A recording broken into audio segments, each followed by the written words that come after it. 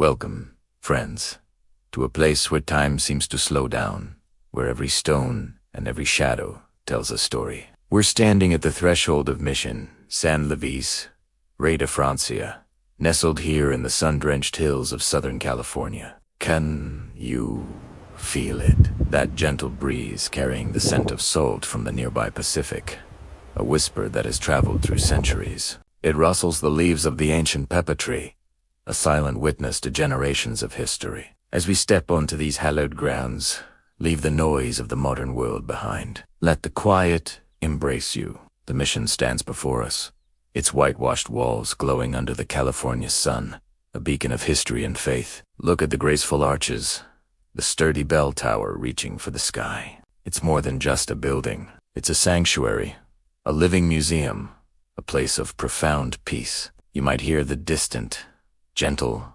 chime of bells, just as people did over 200 years ago. It's a sound that connects us directly to the past, a melody that echoes through the serene courtyards and along the weathered colonnades.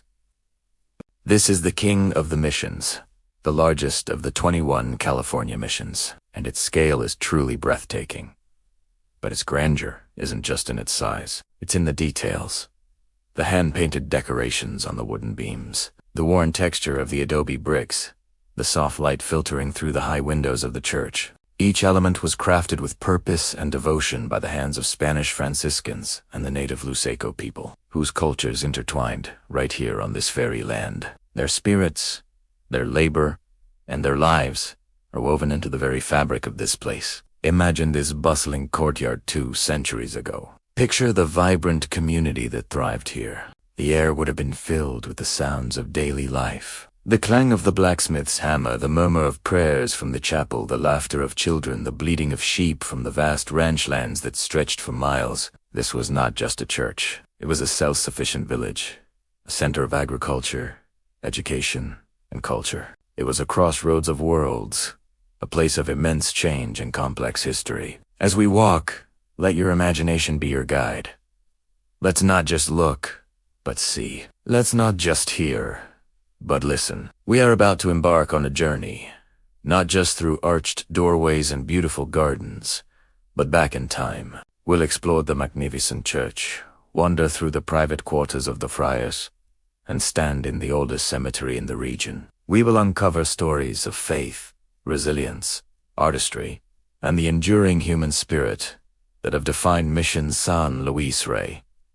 This mission has weathered earthquakes, neglect, and the tides of political change. It has been a military outpost, a forgotten ruin, and a resurrected treasure. Its stories won a collapse and restoration, of loss and rediscovery. And today, it stands as a testament to the importance of preserving our shared heritage. It invites us to reflect, to learn, and to find a moment of tranquility in our busy lives. So, take a deep breath. Feel the warmth of the sun on your skin.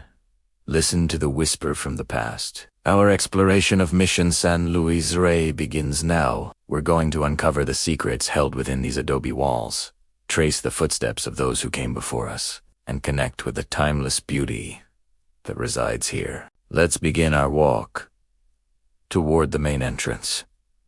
Notice how the long arcade, with its repeating arches, creates a sense of rhythm and procession. This was designed to be both beautiful and practical, providing a shaded walkway, a shelter from the hot sun and the occasional winter rain.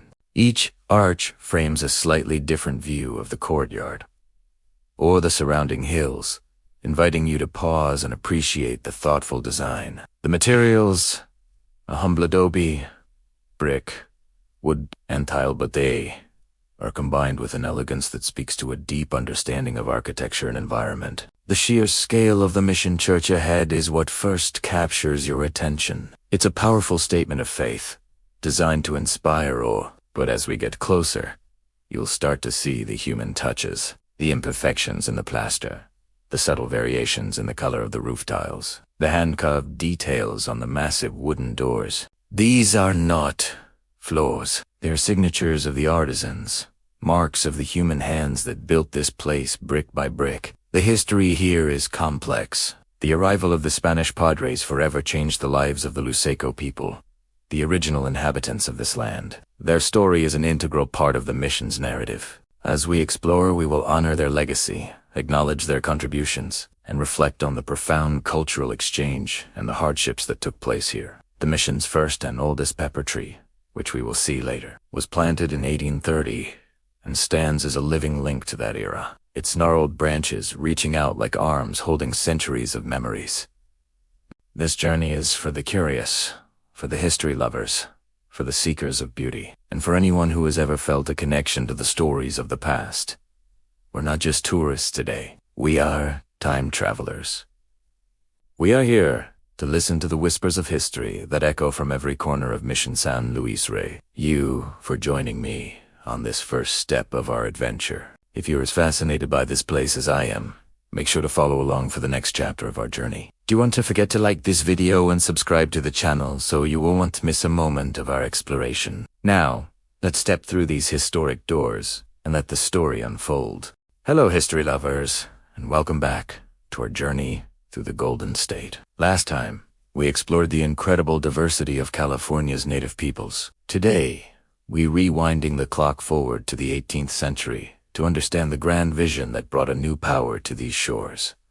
The Spanish Empire. This is the story of ambition, faith, and the creation of a new frontier, Alta California. So, why California? For centuries, Spain had built a colossal empire in the Americas, stretching from the tip of South America all the way up through Mexico. But the vast lands to the north, what they called Alta or Upper California, remained largely untouched, a mysterious coastline known only from sailors' maps. This all changed in the mid-1700s. Spain was feeling the pressure. Rival European powers, particularly the British and the Russians, were expanding their influence across the globe. Russian fur traders were pushing down from Alaska, and the British were eyeing the Pacific coast. For Spain, leaving California empty was like leaving the back door of their valuable Mexican territories wide open. It was a strategic imperative. Occupy or risk losing it. The Spanish plan for Alta California was a masterclass in colonial expansion, built on a three-pronged strategy they had perfected over centuries: the Presidio, the Pueblo, and the Mission. Think of it as a tripod, with each leg providing essential support. First, the Presidio. These were military forts, the muscle of the operation. Staffed by soldiers, their job was to protect the territory from foreign invaders and to quell any resistance from native populations. They were the symbol of Spanish royal authority, the sharp point of the spear establishing control over the new land. Presidios were built at strategic locations like San Diego and Monterey, serving as hubs for defense and administration. Next, the Pueblo, or civilian town. While soldiers secured the land, someone had to live on it, farm it, and make it productive. That was the role of the Pueblo. Spain encouraged settlers, known as pobladores, to move north from Mexico. They were offered land, livestock, tools, and a stipend to start new lives. These towns, like Los Angeles and San Jose, were designed to be self-sustaining agricultural communities. They would grow the food needed to feed the soldiers in the presidios and, eventually, create a permanent, loyal Spanish civilian population that would anchor the empire's claim to the region. They were the economic engine of the colony. But the third leg of the tripod was perhaps the most ambitious and transformative. The Mission. This was the spiritual heart of the entire endeavor. For the Spanish crown, expanding the empire wasn't just about gaining land and resources. It was about saving souls.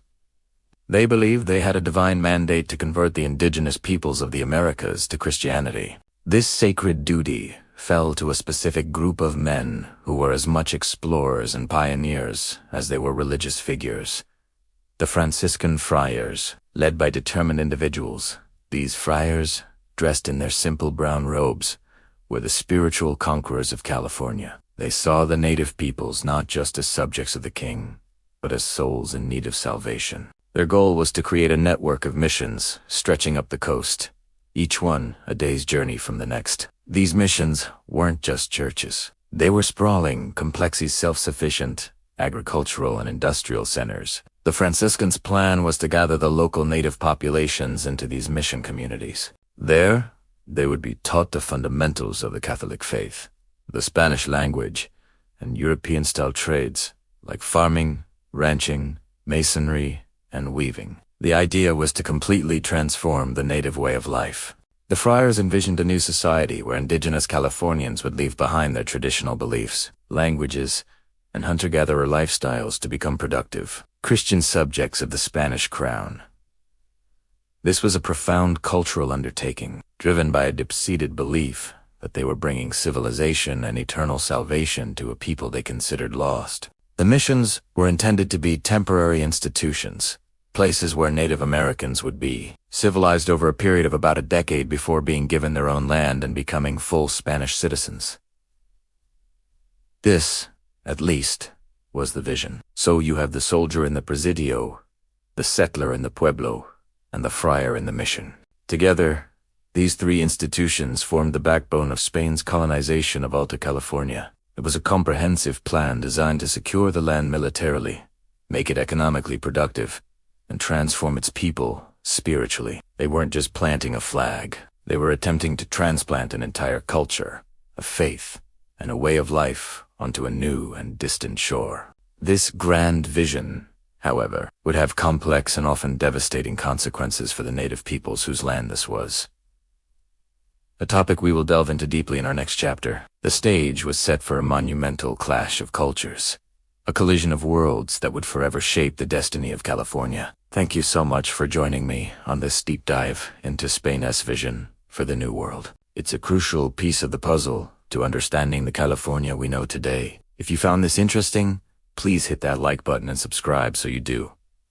Don't miss our next episode where we explore the establishment of the first missions and the realities of life within their walls. We'll see you next time.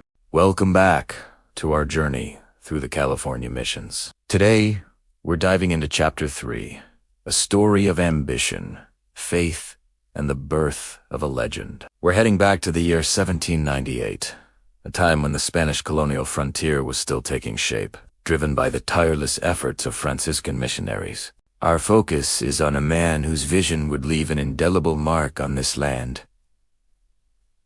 Father Fermín Lasuén. After the passing of the legendary Father Junipero Serra, Father Lasuén took up the mantle as presidente of the missions. He was a different kind of leader, an architect, a diplomat, and a man with an eye for grandeur. He envisioned not just a chain of outposts, but a series of magnificent centers for faith and community. And in the sun-drenched valley nestled between Mission San Diego and Mission San Juan Capistrano, he found the perfect canvas for his masterpiece. The date is June 13th, 1798. Imagine the scene: a gathering of Spanish soldiers, local dignitaries, and a large, curious crowd of Native American people, the Luiseño, who had inhabited this valley for centuries. On this day, with solemn ceremony and hopeful prayer, Father Lasuén founded the 18th link in the mission chain. He dedicated it to a figure of immense historical and religious significance, San Luis Noveno, King of France. This choice of name was no accident. Louis IX was a crusader king, a man revered for his deep piety, his commitment to justice, and his royal authority. Naming the mission San Luis Rey de Francia St. Louis, King of France, was a powerful statement. It immediately bestowed upon the new settlement an air of nobility and importance. This wasn't just another mission. It was Viti, King of the Missions. Deverin, Name Rey, which means king in Spanish, set it apart. It was a declaration of intent, a promise of the splendor that was to come. It reflected both the spiritual devotion to a saintly king and the temporal power of the Spanish crown, which sponsored these endeavors. Father Lasuén wasn't just building a church. He was establishing a symbol of faith and empire, a beacon intended to shine brighter than all the rest. The location itself was strategically chosen. The valley was fertile, with a reliable river providing the water necessary for agriculture and life. The native population was substantial, offering the potential for a large community of converts. Father Lasuén saw not just a place to build, but a place to thrive. The founding on June 13th marked the beginning of a rapid and astounding period of growth. From its very first day, Mission San Luis Rey was destined for greatness. The initial ceremony wasn't just the laying of a cornerstone. It was the planting of a seed that would grow into the largest and most prosperous of all the California missions. The grandeur was embedded in its DNA, right from the moment Father Lasuén pronounced its royal name under the warm California sun. It was a name that promised a legacy of power, faith, and architectural beauty. This wasn't just about constructing buildings. It was about building a new society. The Luiseño people were introduced to new beliefs, new agricultural techniques, and a new way of life. The founding of the mission marked a profound turning point for the region, initiating a complex chapter of cultural exchange and transformation that would forever alter the landscape and the lives of its inhabitants. As the dust settled on that founding day, a new era began for this valley. The titled king of the missions was not just a name, but a challenging goal to be realized through hard work, unwavering faith, and ambitious design. The story of Mission San Luis Rey is one of fulfilling that royal promise, of growing from a humble ceremony into a sprawling, magnificent complex that would truly earn its majestic title. Stay with us as we continue to explore how this royal mission rose from the ground up, becoming a testament to the vision of its founder and the labor of the thousands who called it home. We'll uncover the architectural innovations, the daily routines, and the cultural fusion that made Mission San Luis Rey the undisputed king.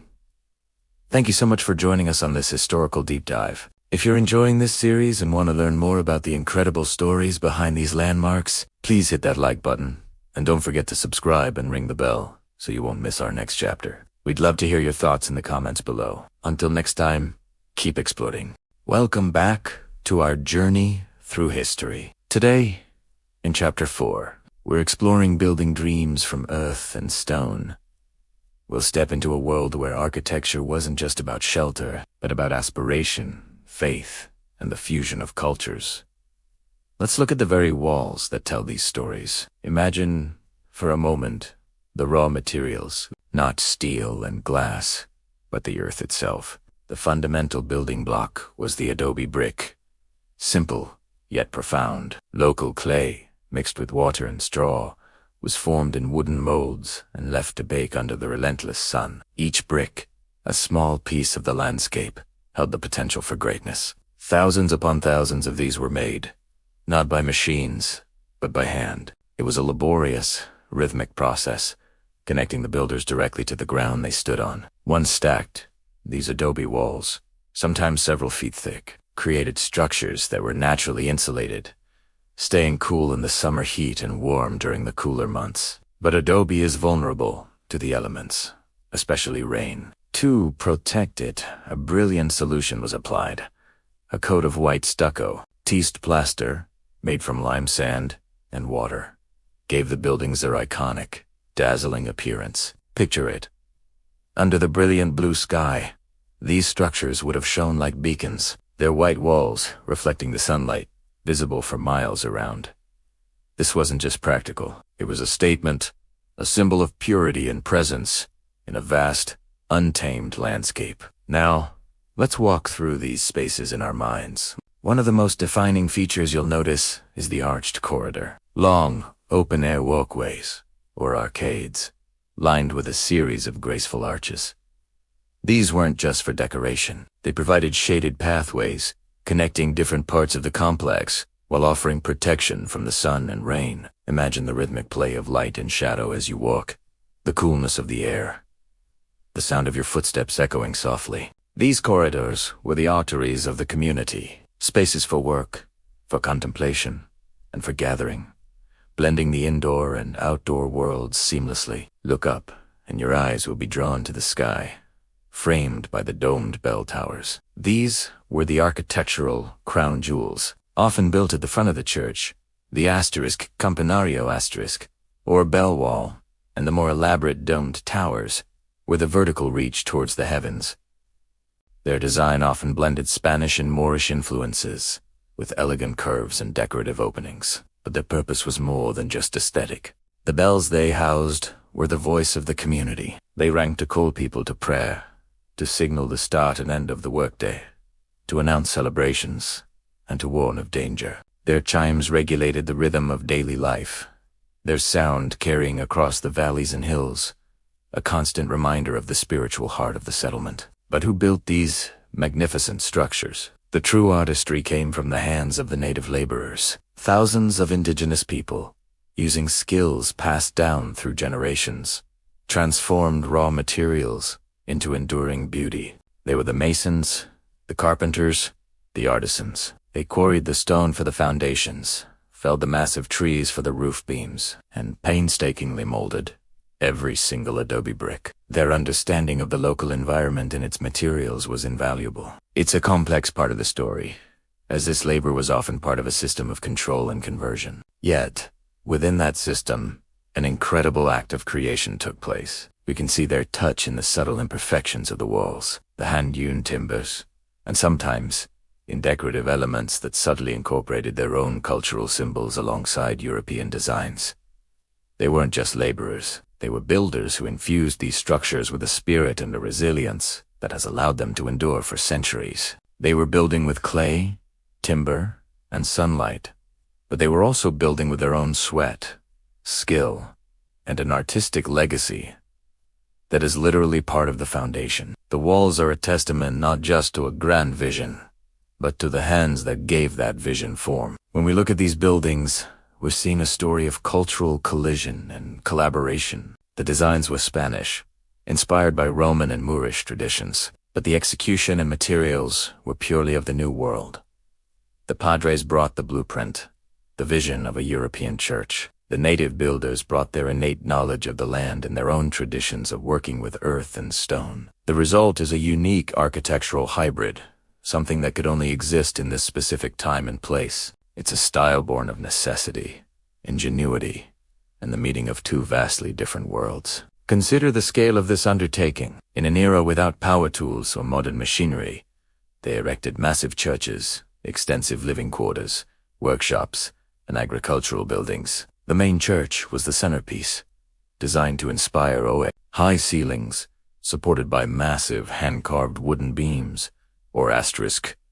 VAGA is asterisk, created a sense of immense space. Light would filter through high windows or from the lantern of a central dome, illuminating the altar and the sacred art within. Every element was designed to lift the spirit and direct the mind towards the divine. It was architecture as a tool for teaching and transformation. So, as we conclude this chapter, let's remember that these buildings are more than just historical artifacts. They are chronicles written in earth and stone. Each adobe brick is a word, each arch a sentence, and each bell tower a resounding exclamation point. They tell a story of ambition, of faith, of immense labor, and of the incredible artistry of the native hands that shaped clay, timber, and sunlight into lasting monuments.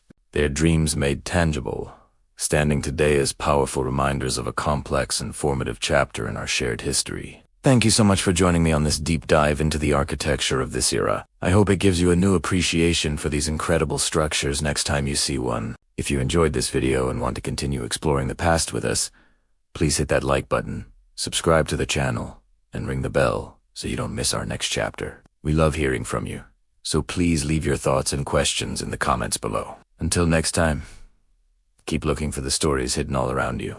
Welcome back to our channel. Today, we journey back in time to explore the world of the Luiseño people, the original inhabitants of the land stretching from what is now southern Los Angeles County down to northern San Diego County. This is Chapter 5. The Luiseño people. Before the silhouettes of Spanish missions rose against the California sky, the Luiseño lived in a world woven from the threads of earth, water, and stars.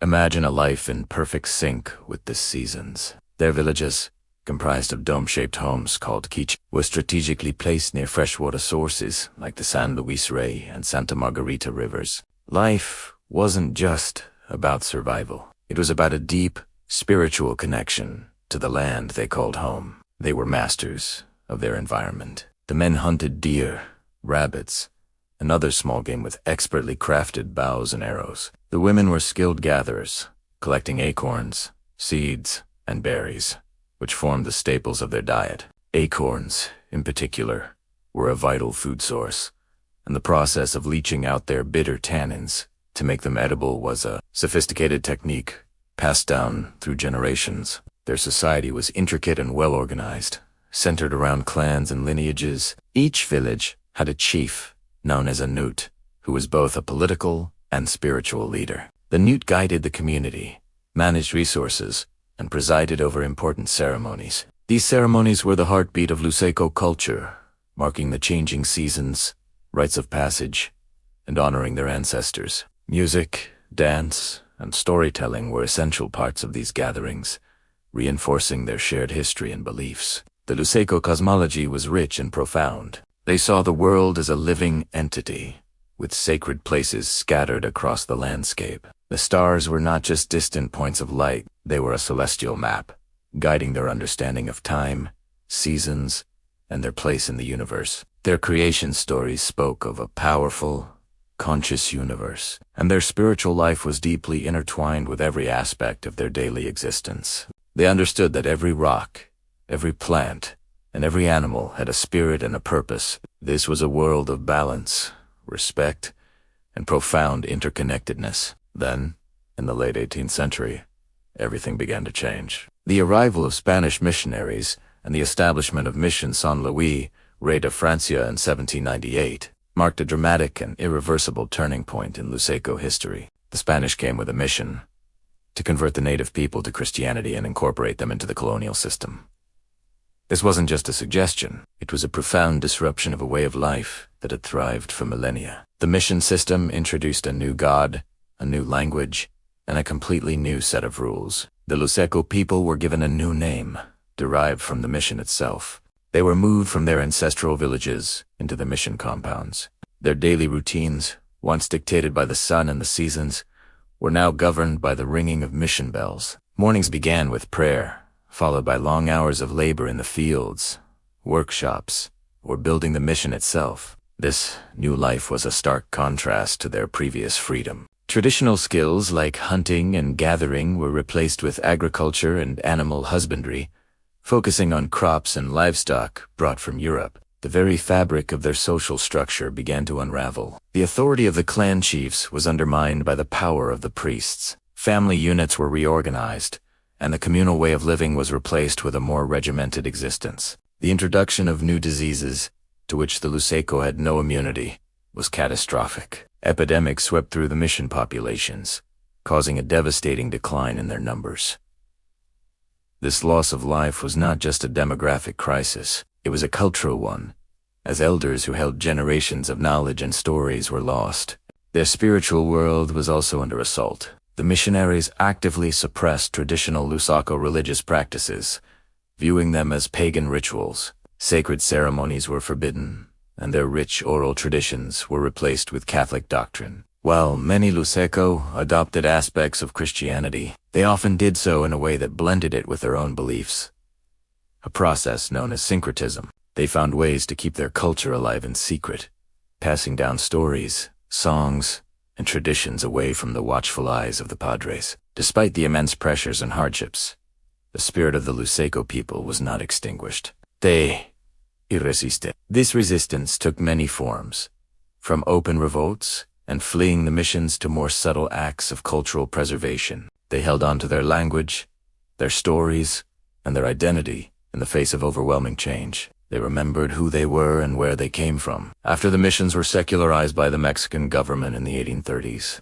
the situation for the Luiseño did not necessarily improve. The vast mission lands were granted to private ranchers, and many Luiseño people were left landless, forced to work on the new ranchos in conditions that were often no better than those at the missions. Today, the descendants of the Luiseño people are still here.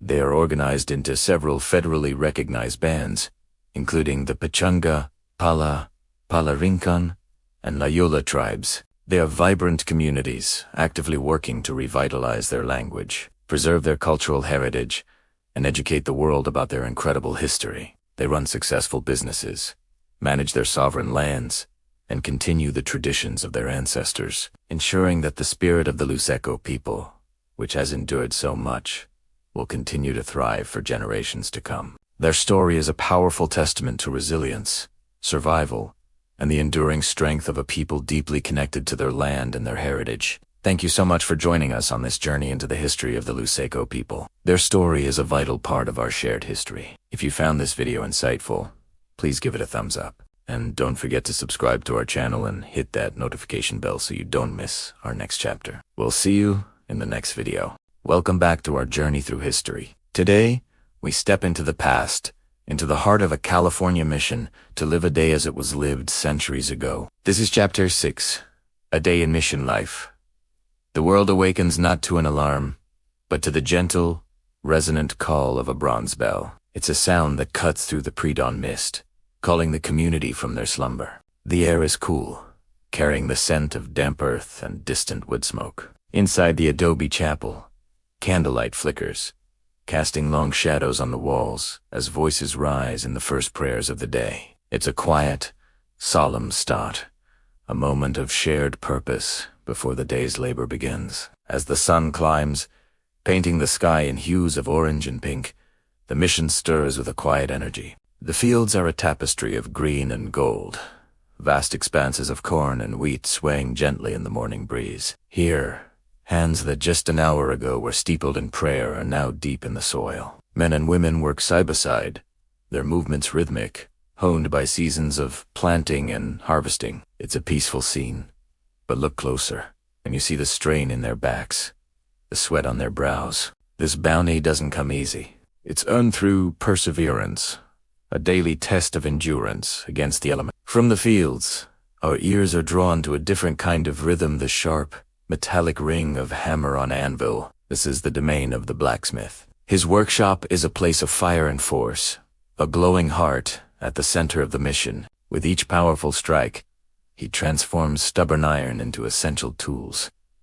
Sturdy plowshares to break the earth, nails to hold the mission together, hinges for doors, and even intricate crosses for the chapel. His work is hot, demanding, and absolutely vital. He is the architect of the mission's strength, forging the very implements that allow this community to build, to grow, and to survive. The air is thick with the smell of hot metal and coal, a testament to the raw power of creation. Nearby, in a quieter, shaded courtyard, another kind of creation takes place. Here, the clatter of looms provides a steady, percussive beat. Women sit before these large wooden frames, their hands moving with a graceful, practiced speed. Shuttles fly back and forth, weaving threads of wool and cotton into thick blankets, sturdy cloth for clothing, and vibrant textiles. The wool comes from the mission's own flock of sheep, sheared,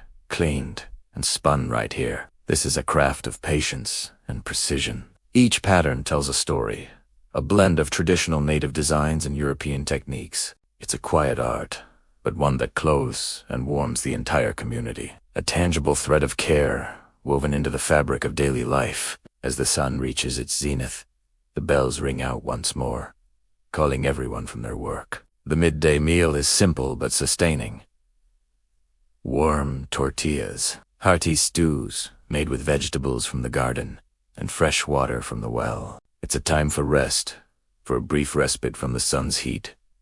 Laughter and quiet conversation fill the air. Friendships are nurtured in these moments, bonds strengthened over shared food and shared toil. This communal meal isn't just about feeding the body, it's about feeding the spirit of the community itself, reinforcing the ties that bind them together as one. The afternoon brings a return to labor, but the energy is shifted.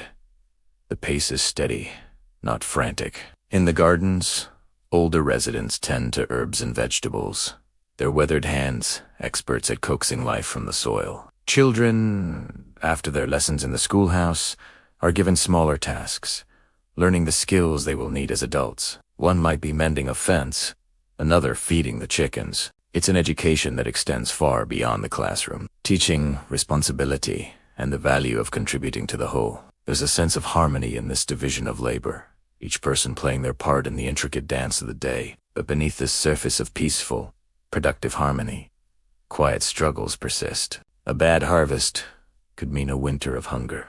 Sickness could sweep through the community with devastating speed. There is a constant tension between the desire to preserve ancient traditions and the pressure to adopt new ways. For the native peoples living here, this life represents a profound and often difficult transformation. They are learning new languages, new skills, and a new faith. But at what cost? In the quiet moments, In a glance or a sigh, you can sense the weight of all that has been lost, a silent undercurrent of longing for a life that was. This harmony is not effortless. It is a delicate balance, maintained through resilience and a quiet, shared struggle. As evening approaches, the work slows. Tools are cleaned and put away. The fields and workshops fall silent. The bell tolls for the final time, calling everyone back to the chapel. The setting sun streams through the high windows, illuminating dust motes dancing in the golden light. Voices rise again, this time in songs of the music fills the sanctuary, a blend of Latin chants and melodies infused with the soul of the land. It's a sound of gratitude, of reflection, and of hope for the coming day. In this shared song, the burdens of the day seem to lift, replaced by a sense of peace and divine connection. After the service, families gather for a simple evening meal. As darkness blankets the valley, the stars emerge with a brilliance unimaginable in our modern world. The day is done. It was a day of prayer and of sweat, of creation and of quiet endurance. It was a day of community, woven from the threads of individual lives and shared labor. It was a life of profound simplicity and deep complexity, a constant negotiation between the past and the present, between struggle and harmony. And as the mission sleeps, it prepares to greet the dawn and live it all over again. Thank you for joining us on this journey into a day in the life of a mission. It's a story of resilience, community, and the quiet strength of the human spirit. If you found this glimpse into the past meaningful, please like this video, and be sure to subscribe and hit the notification bell so you don't miss the next chapter in our series. We appreciate you being here. See you next time. Welcome, Bike History explorers. Today, we're stepping outside the stone walls of the mission and into the vibrant, living world that sustained it. This isn't just a story of faith and architecture. It's a story of survival, ingenuity, and the incredible bounty of the land. We're venturing into the mission's gardens and fields, the very heart of its self-sustaining community. Imagine, if you will, the California sun warming your face as you look out over a landscape transformed by human hands. This wasn't just empty land.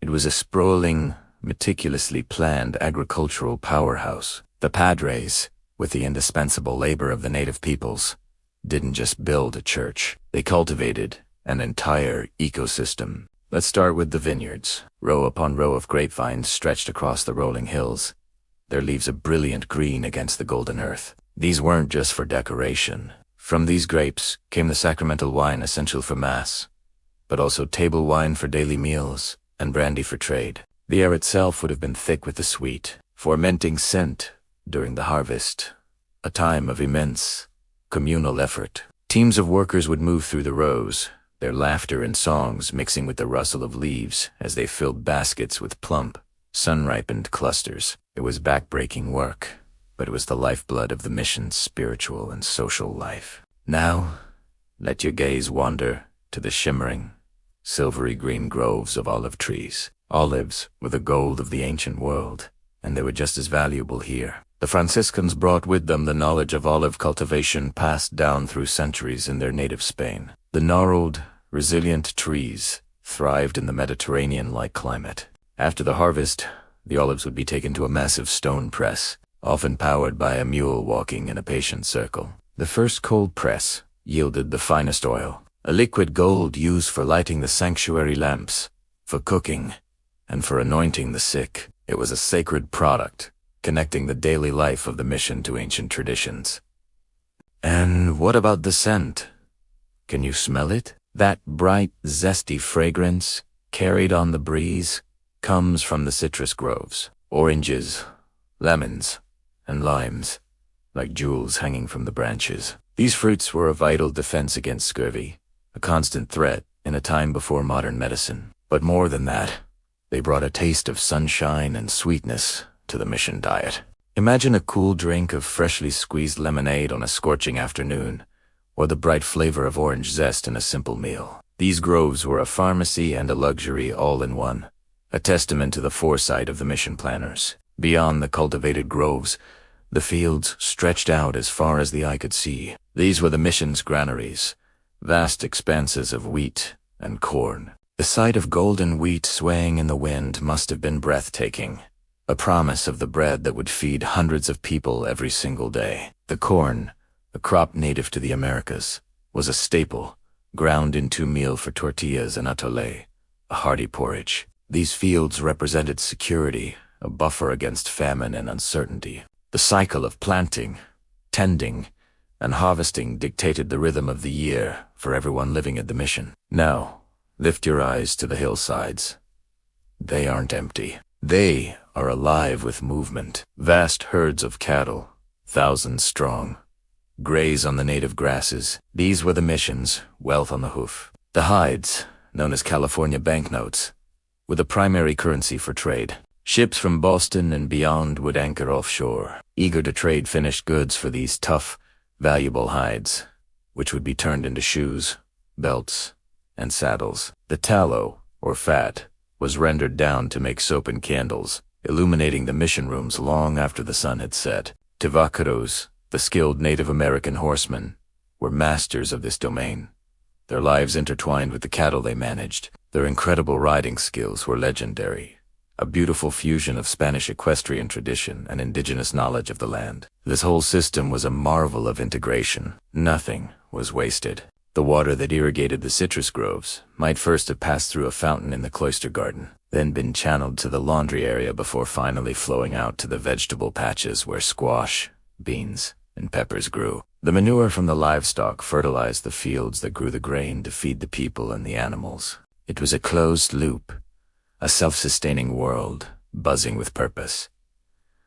Everywhere you looked, there was life and work. You would see people tanning hides, grinding corn, tending the aqueducts, shearing sheep for wool, and working in the blacksmith's forge. It was a community in constant motion, each person playing a role in this complex economic and social engine. The mission wasn't just a place of prayer. It was a bustling town, a massive ranch, and a sprawling farm all rolled into one. It was a world built from the earth itself, a powerful symbol of how a community could carve out an existence and thrive, using the gifts of the fertile land around them. The mission gardens and fields tell a story of resilience, of hard work, and of the profound connection between people and the land they inhabit. It's a story written in the furrows of the fields, the gnarled branches of the olive trees, and the enduring legacy of a self-sufficient world created in the California wilderness. Thank you so much for joining me on this journey through the mission's living pantry. If you enjoyed this glimpse into the past, please give this video a thumbs up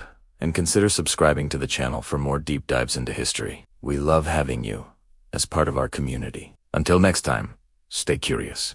Hello, and welcome back to our journey through history. Today, in Chapter 8, we explore faith and ceremony, a fascinating story of cultural convergence in the Americas. We'll delve into how the Franciscan friars, with their fervent mission, introduced the rich tapestry of Catholic rituals, festivals, and arts to the indigenous peoples. But this wasn't a one-sided transfer. It was a dynamic, complex, and often beautiful fusion, a place where Spanish devotion met native spirit, and where the vibrant sounds of European song encountered the profound depths of indigenous silence. Imagine this: a landscape and a people with spiritual traditions stretching back millennia. Their lives were interwoven with the cycles of nature, their ceremonies marked by the changing seasons, the rhythm of the rain, and the path of the sun. Into this world came the Franciscans, followers of Saint Francis of Assisi,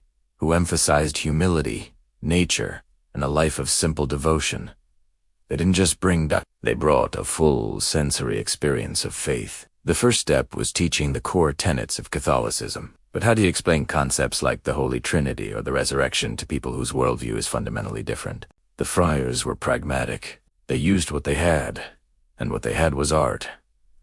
They couldn't rely on lengthy written texts, as literacy in Spanish or Latin was non-existent among the native population. Instead, they turned their missions into living classrooms. The walls were covered in frescoes, not just for decoration, but as visual storybooks. These murals depicted scenes from the Bible, the creation of Adam and Eve, the drama of the Last Supper, the sorrow of the crucifixion, and the glory of the resurrection. For people accustomed to storytelling through symbols and images, This was a powerful and familiar medium. Each painting was a sermon frozen in time, a focal point for instruction and contemplation. Music was another essential tool. The Franciscans understood the universal power of song. They introduced Gregorian chants, hymns, and polyphonic music. Sounds completely alien yet captivating to the native ear. They established schools to teach not only the melodies but also how to craft the instruments themselves. Indigenos, artisans, already skilled in their own crafts, quickly learned to build European-style organs, violins, and lutes. Soon, the solemn, centuries-old chants of the Old World were being sung by native choirs, their voices filling the newly built stone churches. This wasn't just imitation, it was adoption and adaptation. The music of the church became a new form of communal expression, a shared language that bridged the gap between two vastly different cultures. Then came the festivals. The Catholic calendar is packed with feast days, processions, and holy celebrations. The friars introduced major events like Christmas, Easter, and Corpus Christi, as well as celebrations for various saints. These were not solemn, indoor affairs. They were grand public spectacles, filled with color, music, and drama. Processions would wind through the village, with people carrying statues of saints, banners, and flowers. These events resonated deeply with indigenous traditions, which already included communal dances, feasting, and public ceremonies to mark important occasions. Here is where the blending becomes truly visible. The Franciscans, often out of necessity, and sometimes with surprising flexibility, allowed for the incorporation of local elements. A procession for a Catholic saint might include indigenous dancers wearing traditional regalia, moving to rhythms that had been passed down for generations. The vibrant colors of native feathers might adorn a Christian cross. The flowers used to decorate an altar might be the same ones traditionally used as offerings to an ancient deity of the harvest. This created a unique hybrid spirituality. Was the dancer honoring the Catholic saint or the spirit of the corn? Often, it was both. The symbols merged, creating new meanings that were understood and cherished by the community. This syncretism is perhaps best exemplified in the religious plays that were staged in the mission courtyards. These were theatrical productions of biblical stories, often performed during holy festivals like Christmas or Holy Week. The friars would write the scripts, but the actors were the indigenous people themselves. They would enact the story of the shepherds visiting the infant Jesus, or the dramatic confrontation between good and evil, often represented by angels and demons. These plays allowed for a great deal of local flavor. The costumes, the gestures, and even the character interpretations could reflect indigenous customs and beliefs. The devil, for instance, might be depicted with features reminiscent of a pre-Christian underworld figure. These performances were incredibly popular, transforming abstract religious doctrine into a living, breathing story that the entire community could participate in. But we must also acknowledge the silence mentioned in our theme. While the missions were filled with the sounds of chants, bells, and festival music, there was also a suppression of indigenous religious practices. The friars, for all their pragmatism, were on a mission of conversion. They believed they were saving souls by replacing what they considered paganism with the one true faith. Many native rituals, songs, and dances that were deemed incompatible with Christianity were forbidden and driven underground. This created a tension, a silence where vibrant traditions once existed. Some practices vanished forever, while others survived in secret, passed down quietly from one generation to the next, away from the watchful eyes of the missionaries. So, the legacy of this era is a dual one. It is a story of artistic and musical flourishing, of communities coming together to create new and beautiful forms of worship, the art and architecture of the mission churches, the unique musical traditions, and the vibrant folk Catholicism that still exists in many parts of the Americas today are all testaments to this creative fusion. It is a world where the image of the Virgin Mary might be associated with an earth goddess, and where the cross might symbolize the four cardinal directions as much as the Christian faith. This blending of Spanish devotion and native spirit created a faith that was resilient, adaptive, and deeply personal. It was a space where song and silence coexisted, each telling a part of the story. The sound of a European hymn sung in a native tongue captures the essence of this exchange, a moment of profound connection and transformation that forever shaped the spiritual landscape of the continent. Thank you for joining us for this chapter. The story of this cultural encounter is complex, and it continues to unfold in the traditions and lives of people today. If you found this exploration meaningful, please like, share, and subscribe to our channel for more deep dives into the chapters of our shared history. We'd love to hear your thoughts in the comments below. See you next time. Hello and welcome back to our journey through history. Today, we're re-stepping into a world within a world as we explore Chapter 9, the mission as a community. When we think of a historical mission, the first image that often comes to mind is a beautiful, sun-drenched church with a tall bell tower. And while that's certainly the heart of the mission, it's only a single piece of a much larger, more intricate puzzle. Imagine, for a moment, that you're not just building a church. You're building an entire town from scratch, a self-sufficient outpost of civilization in a vast, untamed landscape. This was the reality of the mission. It wasn't merely a place of worship. It was a sprawling, bustling community, a small civilization with its own unique pulse and rhythm. Surrounding the central church, a complex of buildings would rise from the earth, each with a specific and vital purpose. There were homes, simple adobe dwellings for the resident families, offering shelter and a sense of belonging. There were dormitories, separate quarters for unmarried men and women, providing structure and a communal living experience. The mission was a hive of activity, and at its core were the workshops. These weren't just sheds. They were centers of industry and learning. Picture a blacksmith's forge, the air thick with the smell of coal and hot metal, the rhythmic clang of hammer on anvil echoing through the courtyard as tools, nails, and horseshoes were painstakingly crafted. Nearby, you'd find the carpenter's shop, smelling sweetly of freshly cut wood, where furniture, carts, and essential building components were made. Weavers would be at their looms, transforming raw wool and cotton into durable cloth for clothing and blankets. Tanners worked with animal hides, turning them into leather for saddles, shoes, and straps. Potters shaped clay into essential vessels for cooking and storage. Each workshop was a school, a place where skills were passed down, where native peoples learned new trades, blending their own traditions with European techniques. This transfer of knowledge was fundamental to the mission's goal of creating a self-sustaining society. And what fuels a society? Food.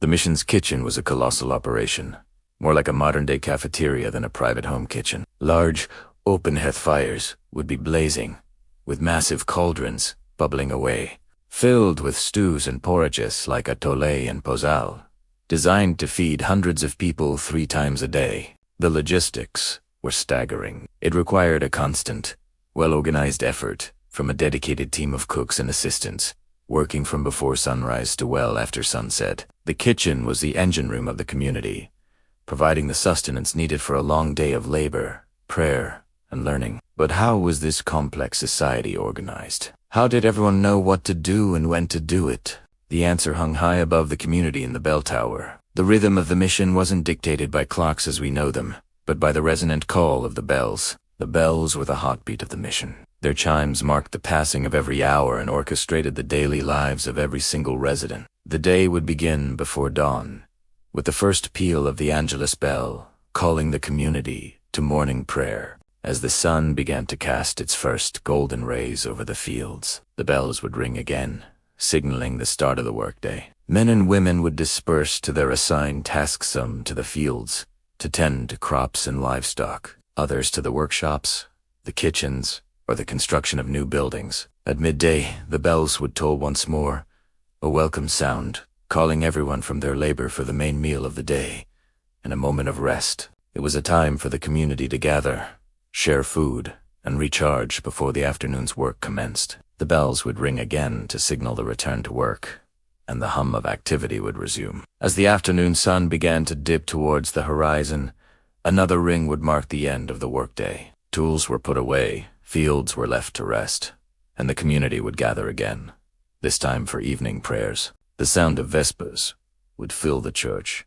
a moment of quiet reflection and gratitude after a day of hard work. Following the evening meal, A final bell, the anima or soul bell, would ring out, calling the community to retire for the night. It was a signal for rest, for the mission to settle into a quiet slumber under the stars, ready to begin the cycle anew with the first light of dawn. This constant, reliable rhythm of the bells provided structure, discipline, and a sense of shared purpose. It bound the community together, from the friars and soldiers to the newest converts. Every ring was a reminder that they were part of something larger than themselves, a collective effort with a shared spiritual and communal goal. Life within the mission walls was a microcosm of society, complete with its own governance, its own economy, and its own social structure. The friars served not only as spiritual leaders, but also as administrators, teachers, and managers, overseeing every aspect of the mission's operation. They managed the agricultural production,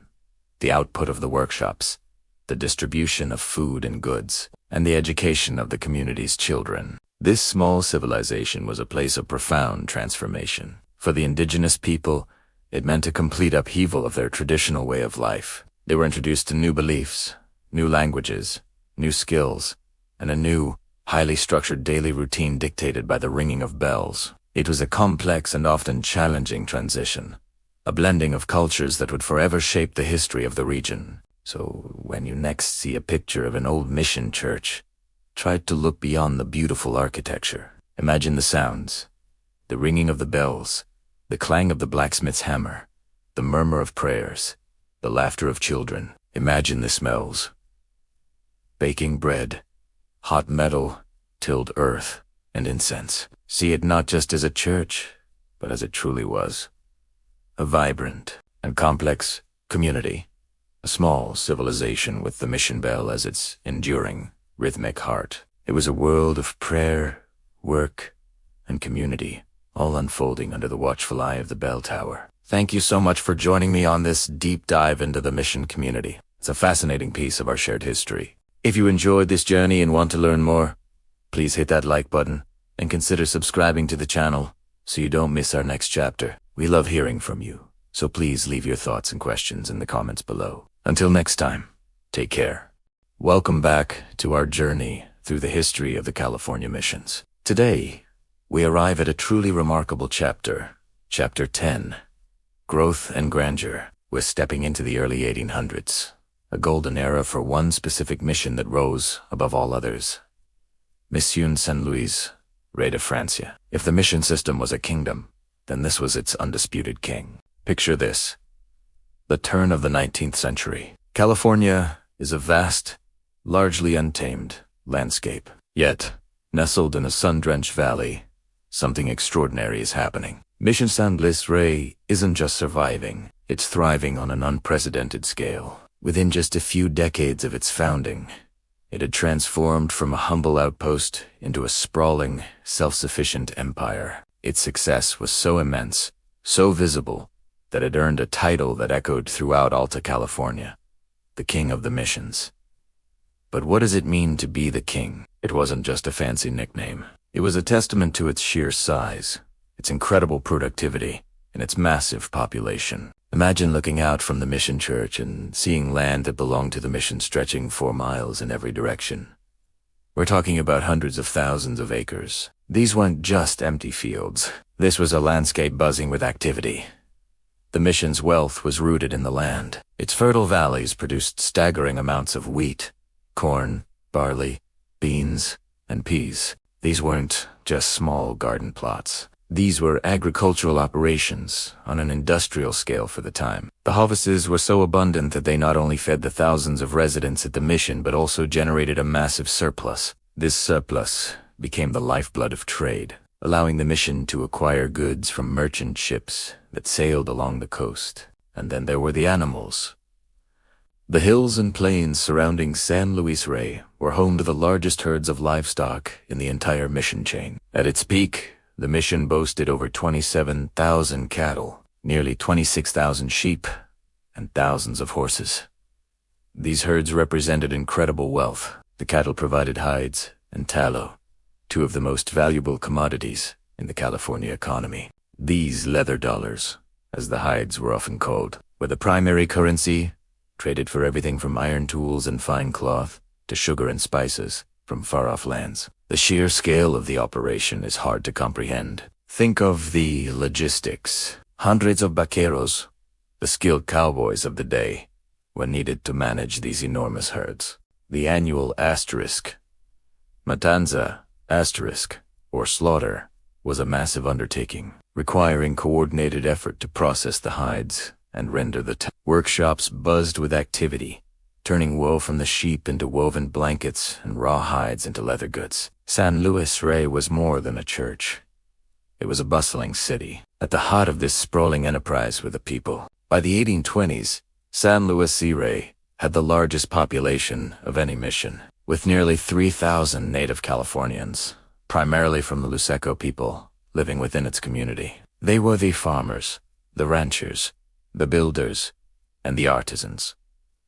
Their labor and skills were the engine that drove the mission's prosperity. The padres directed the operations, but it was the hands of the Luiseño that planted the crops, tended the herds, and built the magnificent structures we can still see today. The architectural grandeur of the mission was a direct reflection of its wealth. The iconic church, with its unique wooden dome and ornate facade, was a statement piece. It was a symbol of power, faith, and artistic achievement. Surrounding it was a massive quadrangle, a complex of workshops, storerooms, and living quarters that enclosed a central courtyard. It was a meticulously planned community, designed for efficiency and defense, but also for a sense of order and beauty. Everything about San Luis Rey was done on a grand scale.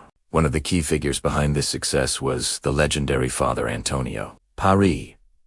He served at the mission for over 30 years.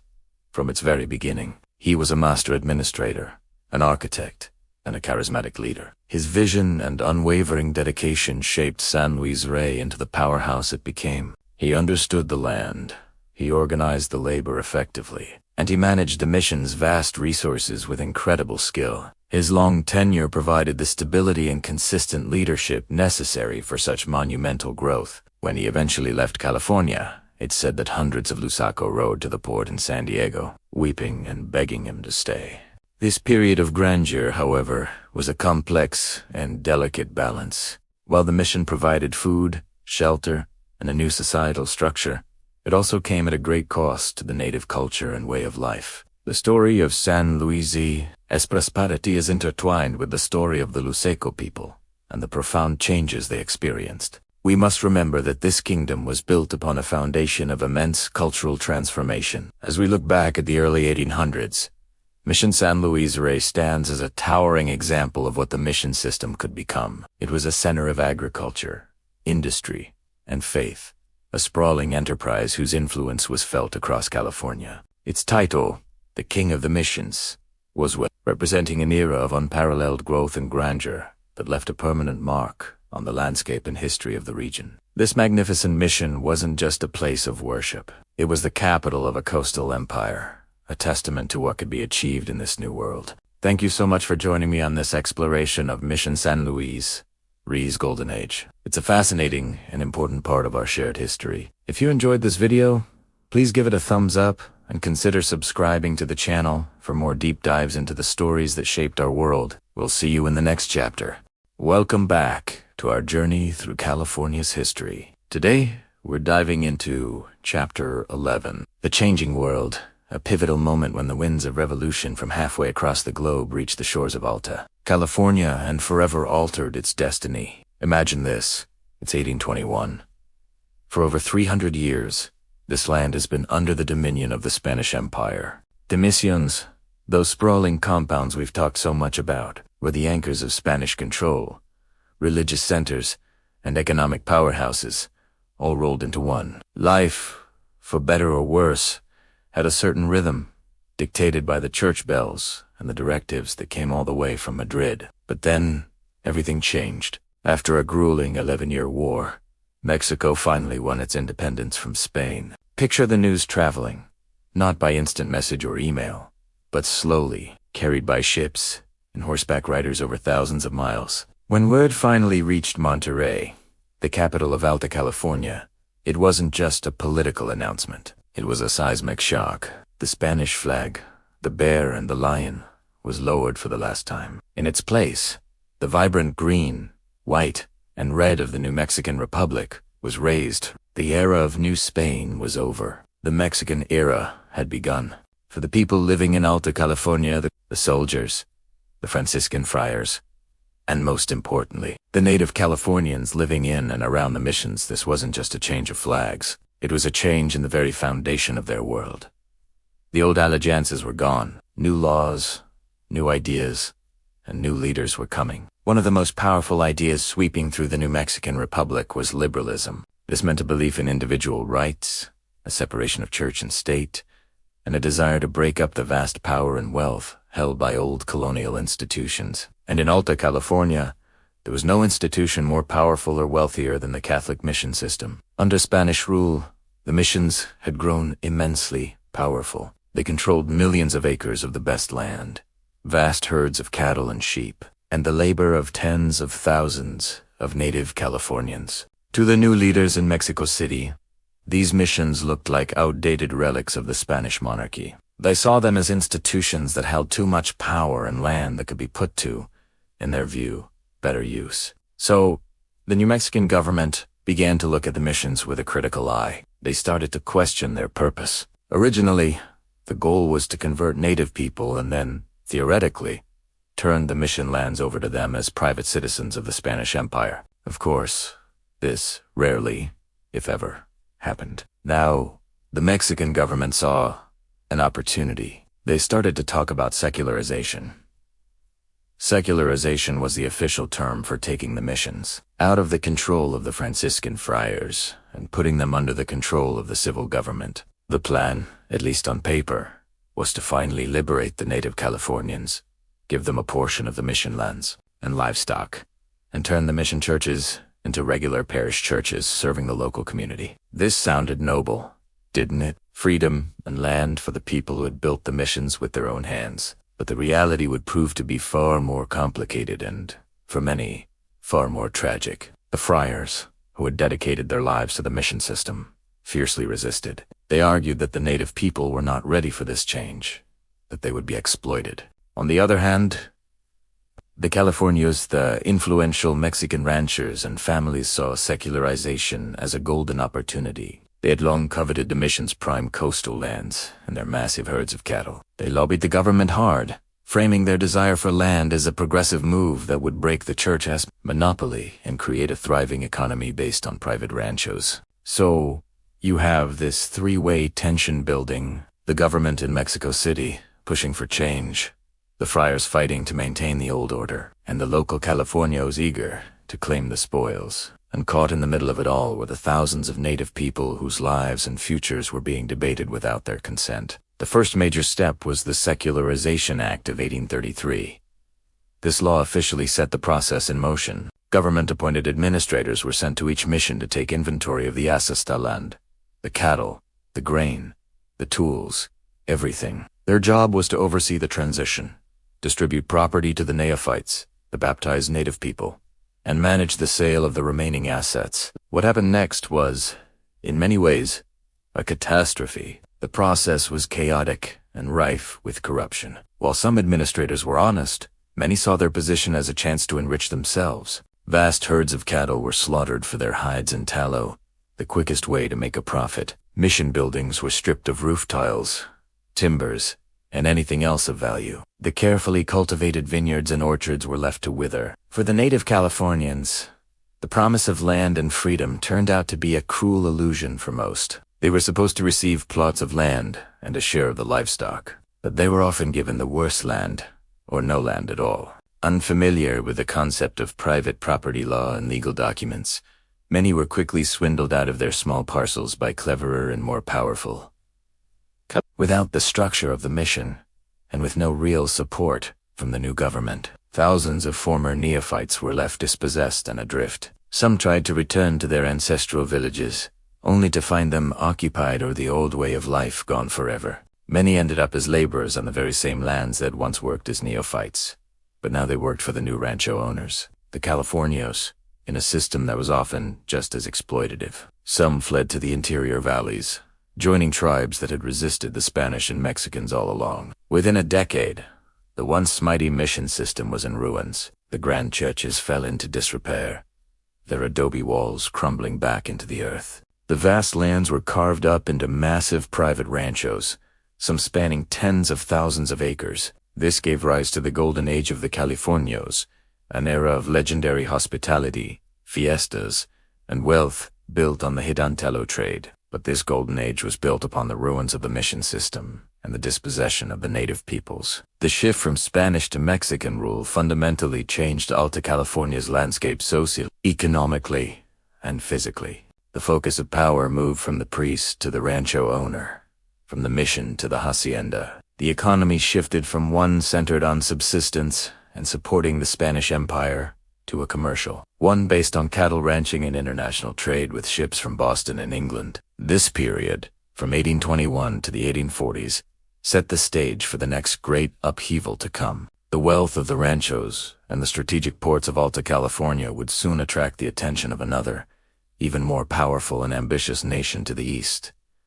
The United States. The changing world that began with Mexican independence was about to change again, in ways no one could yet imagine. Thanks so much for watching and exploring this complex chapter with us. It's a story with no easy answers, but it's essential to understanding the California we know today. If you found this interesting, please hit that like button, and be sure to subscribe so you don't miss our next episode. See you then. Hello, history buffs, and welcome back to our channel. Today, we're diving into a pivotal, yet often somber chapter in California's history. The secularization of the missions. This is the moment when everything changed. A turning point that sealed the fate of these iconic institutions and the thousands of people whose lives were intertwined with them. So, grab a seat, and let's journey back to the 1830s to witness the dramatic decline of the California mission system. To understand why this happened, we need to rewind a bit. In 1821, after a long and hard-fought war for independence, Mexico finally broke free from Spanish rule. This was a massive shift. The new Mexican Republic was founded on liberal ideals, emphasizing concepts like individual liberty, private property, and a separation of church and state.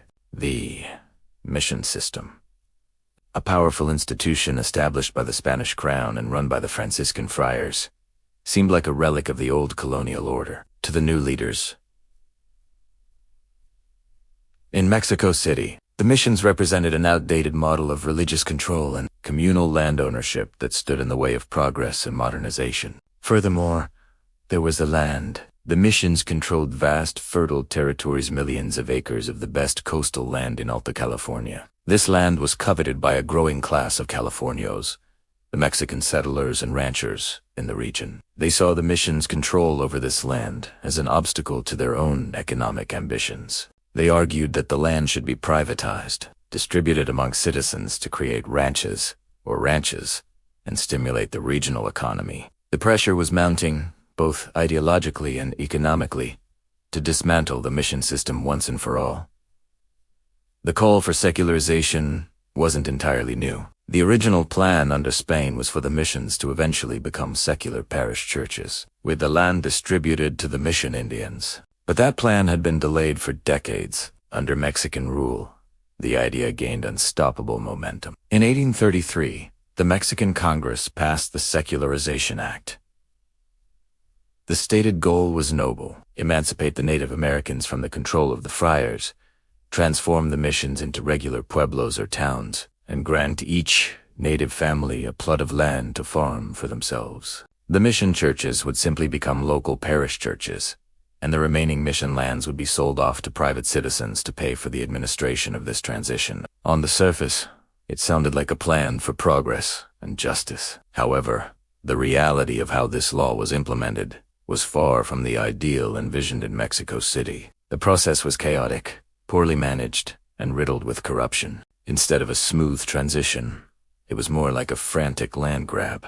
Administrators, often local officials or influential Californios, were appointed to oversee the distribution of mission assets. But many of these administrators saw it as a golden opportunity for personal enrichment. They systematically plundered the mission's wealth. Vast herds of cattle, sheep, and horses, which had taken decades to build up, were slaughtered for their hides and tallow, or simply sold off for a fraction of their value. Storerooms filled with grain, wine, olive oil, and other valuable goods were emptied. tools, furniture, and even religious artifacts were stripped from the mission buildings. The immense wealth that had been accumulated through the labor of the mission Indians for over 60 years vanished in a shockingly short amount of time. The grand institutions that had once been the centers of economic life in California were being picked apart, piece by piece. And what about the Native Americans?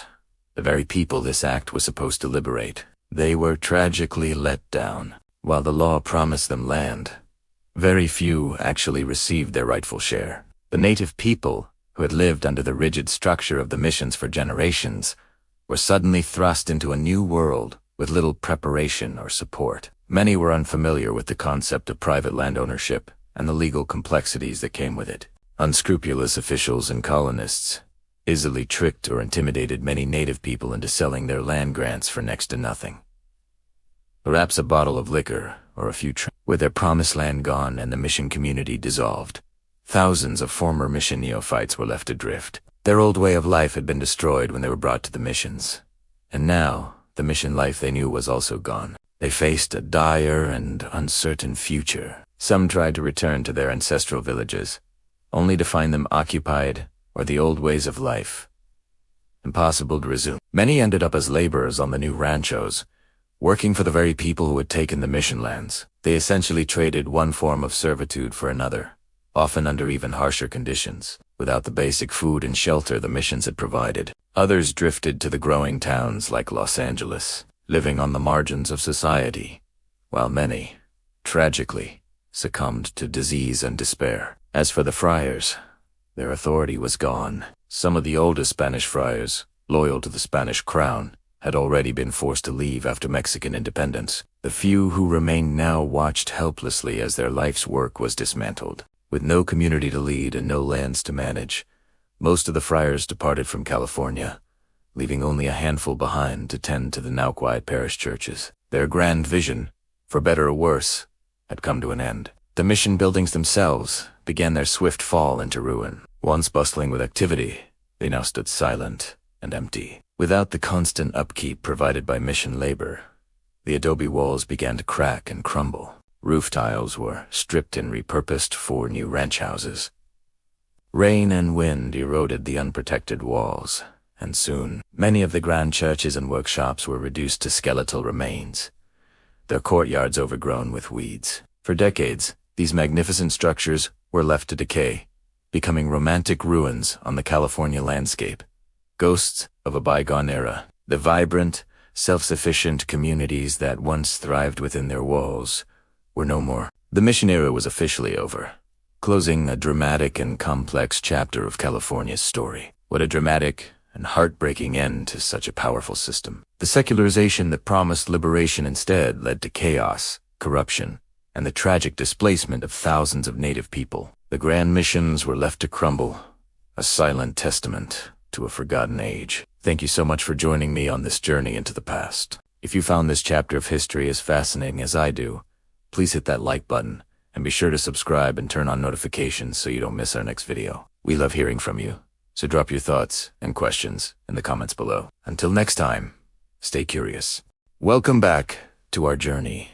Today, we arrive at Chapter 13, Years of Abandonment. What we are about to witness is a story not told in words, but in stone, silence, and the slow, inexorable embrace of nature. Join me as we step into a world forgotten by time, where the echoes of the past still whisper on the wind.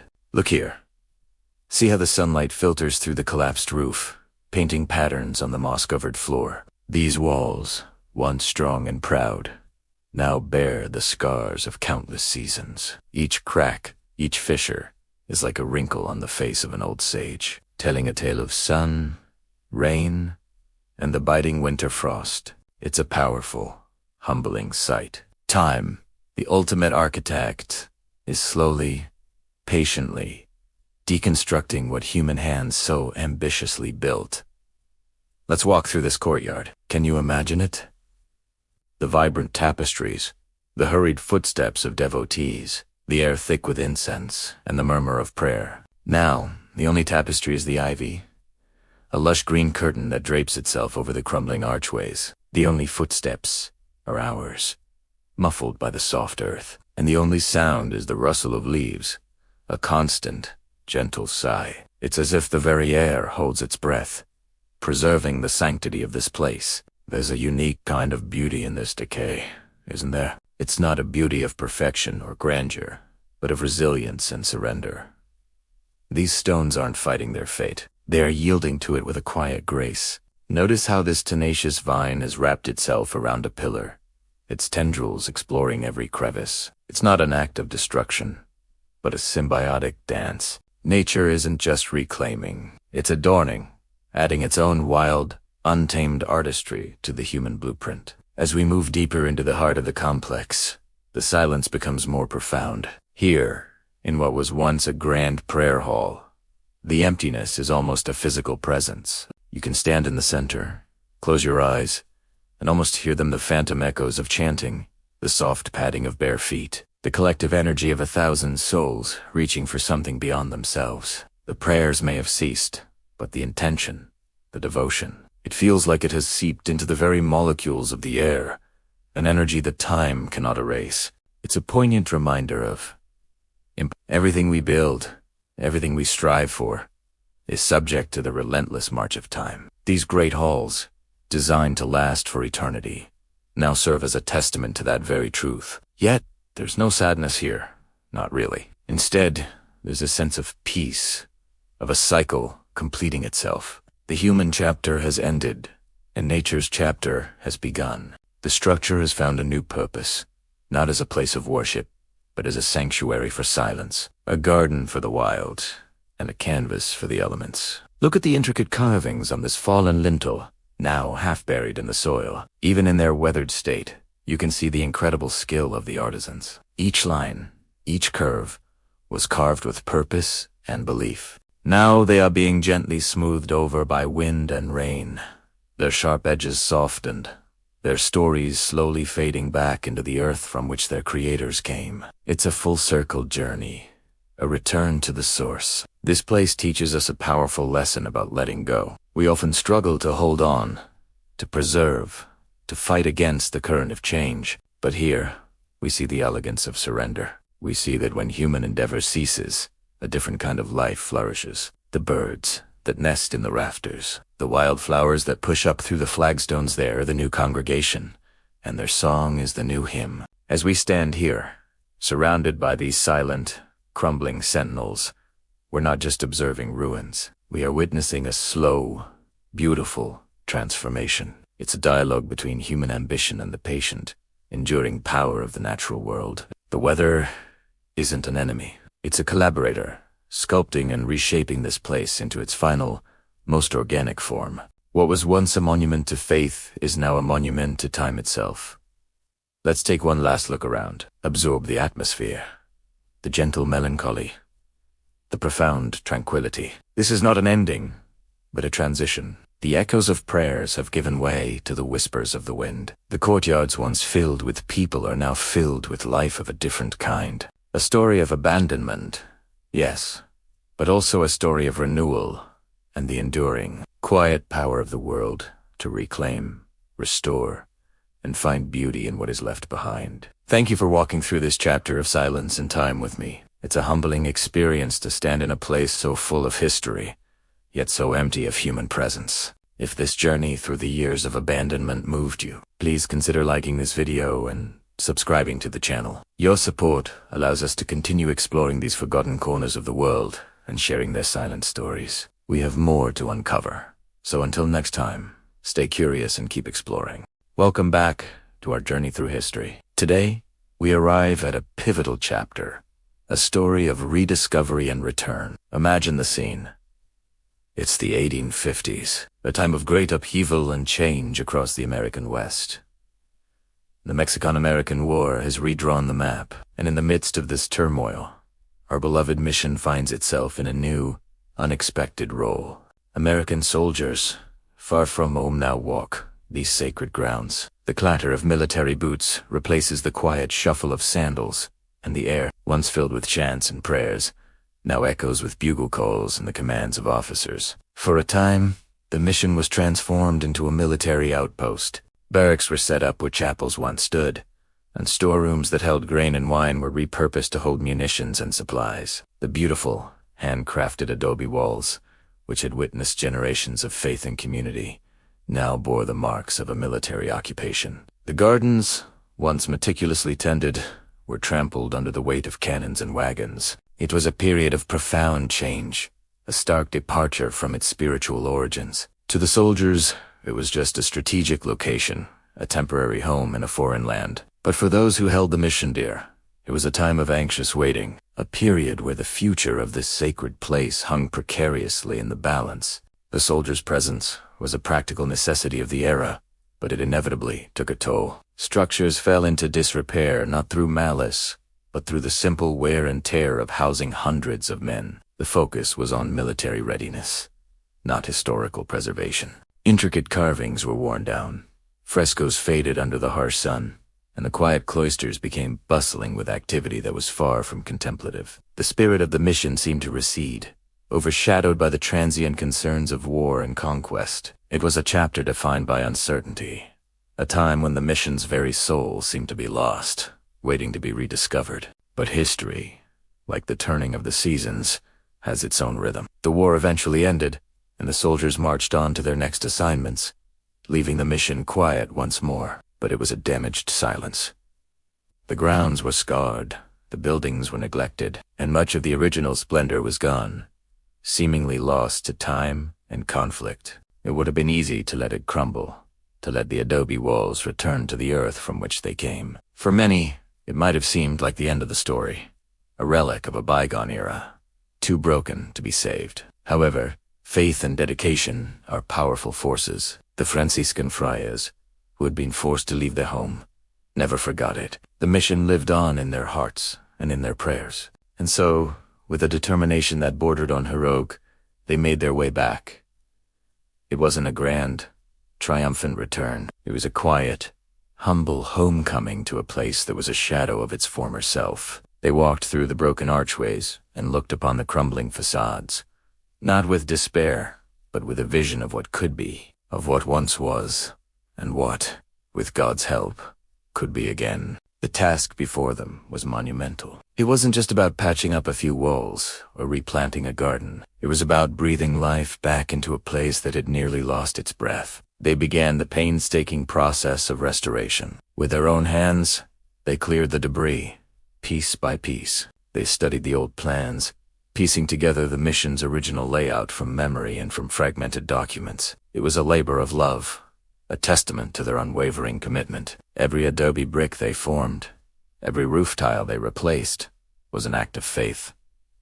They weren't just rebuilding structures, they were rekindling a spirit. Local families, who remembered the mission from their childhoods, joined the effort. They brought with them old skills, passed down through generations' knowledge of how to mix the right kind of adobe mud, how to carve wood in the traditional style, how to fire tiles that could withstand the elements. It became a community project, a collective effort to reclaim a piece of their shared heritage. The sound of hammers and saws, mixed with laughter and song, and slowly, miraculously, the mission began to emerge from the ruins. The restoration was a delicate dance between the old and the new. They salvaged what they could: an original door, a section of a painted wall, a hand-forged iron cross. These precious remnants were carefully incorporated into the new construction, serving as a tangible link to the past. They didn't want to create a perfect replica, but to honor the mission's entire history, including its period of hardship.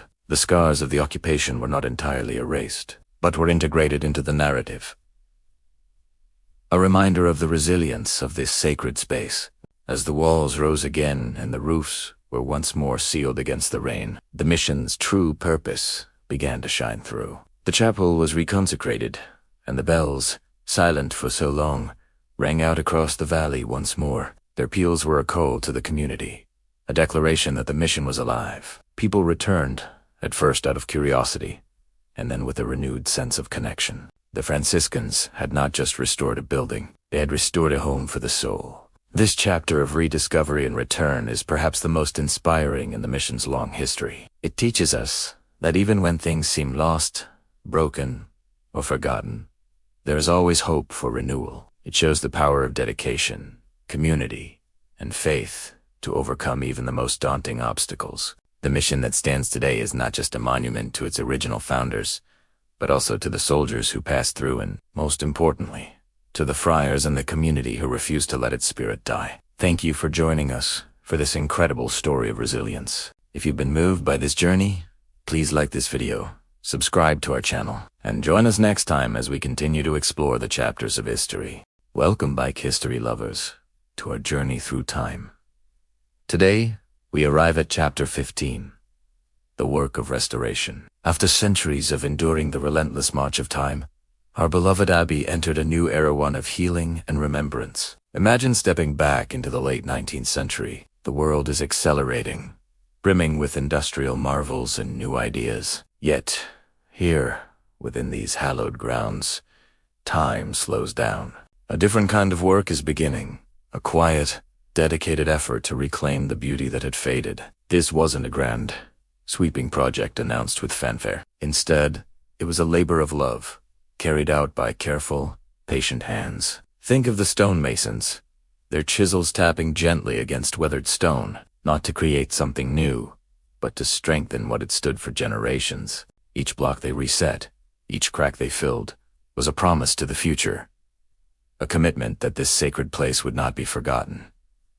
They weren't just rebuilding a church, they were mending the broken heart of a community, piece by precious piece. Their work was a delicate dance between preservation and repair. They studied the original architecture, deciphering the intentions of builders who had lived and died centuries before. They sought out the same types of stone from local quarries, ensuring the repairs would blend seamlessly, aging gracefully alongside the original structure. It was a testament to their skill and respect for the past.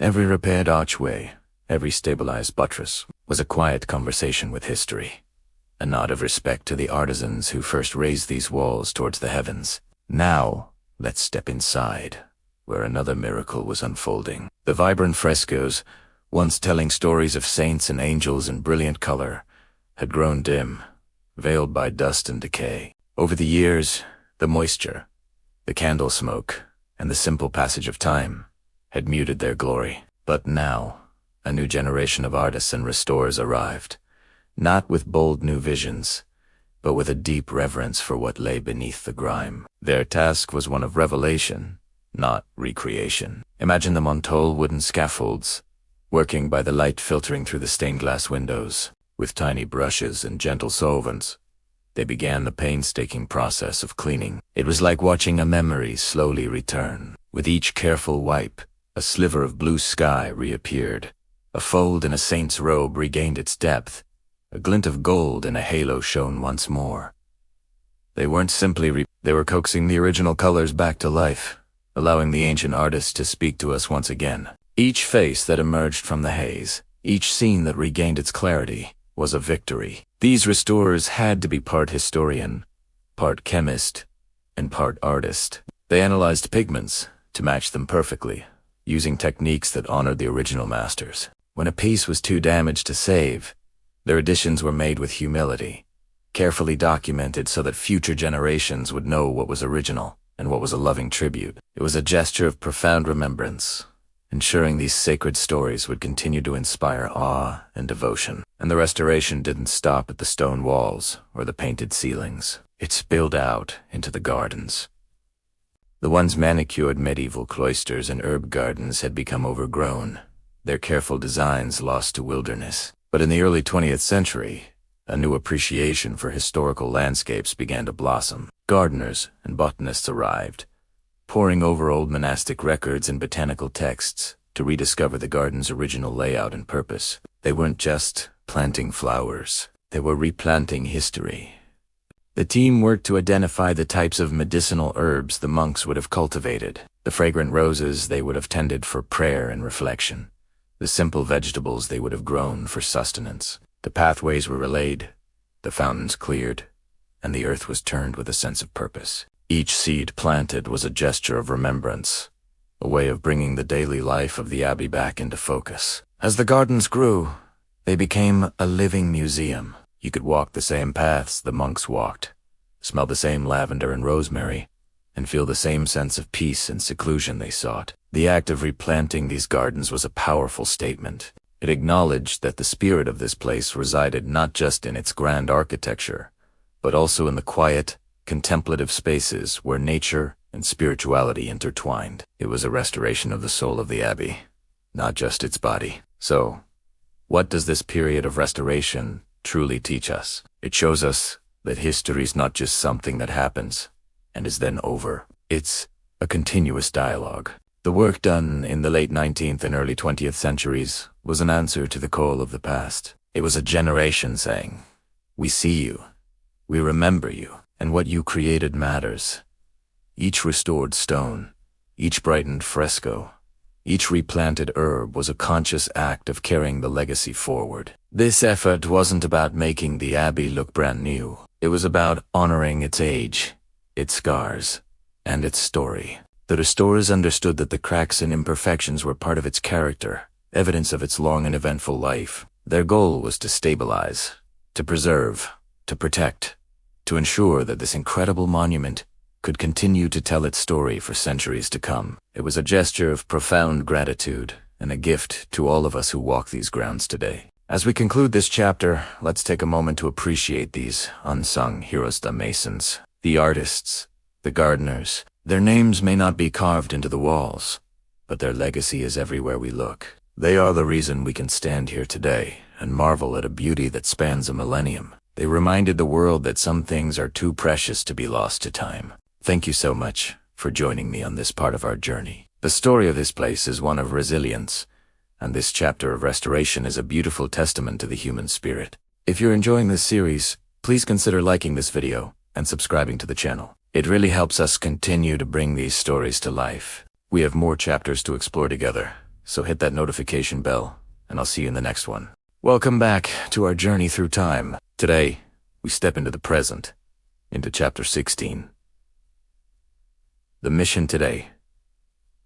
After centuries of turmoil, triumph, and transformation, what has become of this sacred place? Let's explore the serene beauty that graces these grounds in our modern era. Imagine stepping through the gates, leaving the hustle of the world behind. The first thing that strikes you is the profound sense of peace. The California sun, brilliant and warm, casts a golden glow upon the iconic whitewashed walls against the backdrop of a vast, impossibly blue sky. The elegant arches of the mission stand in silent testimony to its enduring legacy. They form a perfect, repeating pattern, a corridor of light and shadow that invites you to walk slowly, to breathe deeply, and to simply be present. It's a photographer's dream, but more than that, it's a balm for the soul. Each archway frames a new perspective, a glimpse of a vibrant garden, a peek at a weathered bell tower, or the deep blue of the sky itself. You can feel the history here, not as a heavy burden,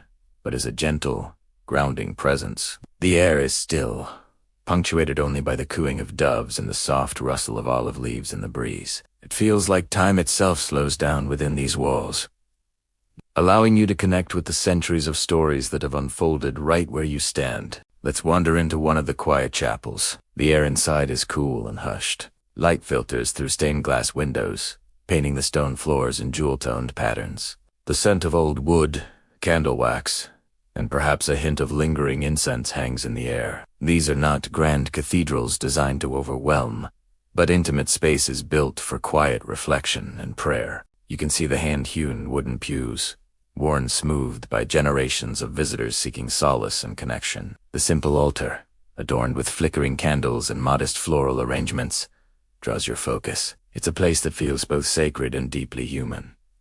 A sanctuary where countless hopes, prayers, and moments of quiet contemplation have been shared. Sitting here for just a few moments, you can almost feel the collective memory of the space, a palpable sense of peace that transcends time. Now, let's step into the Missions Museum, a treasure trove that preserves the tangible artifacts and intangible stories of this remarkable place. Behind glass cases, you'll find items that bridge the gap between then and now. There are weathered, leather-bound books with elegant, handwritten script, tools used by the native peoples and the padres, and religious vestments with intricate, hand-stitched embroidery.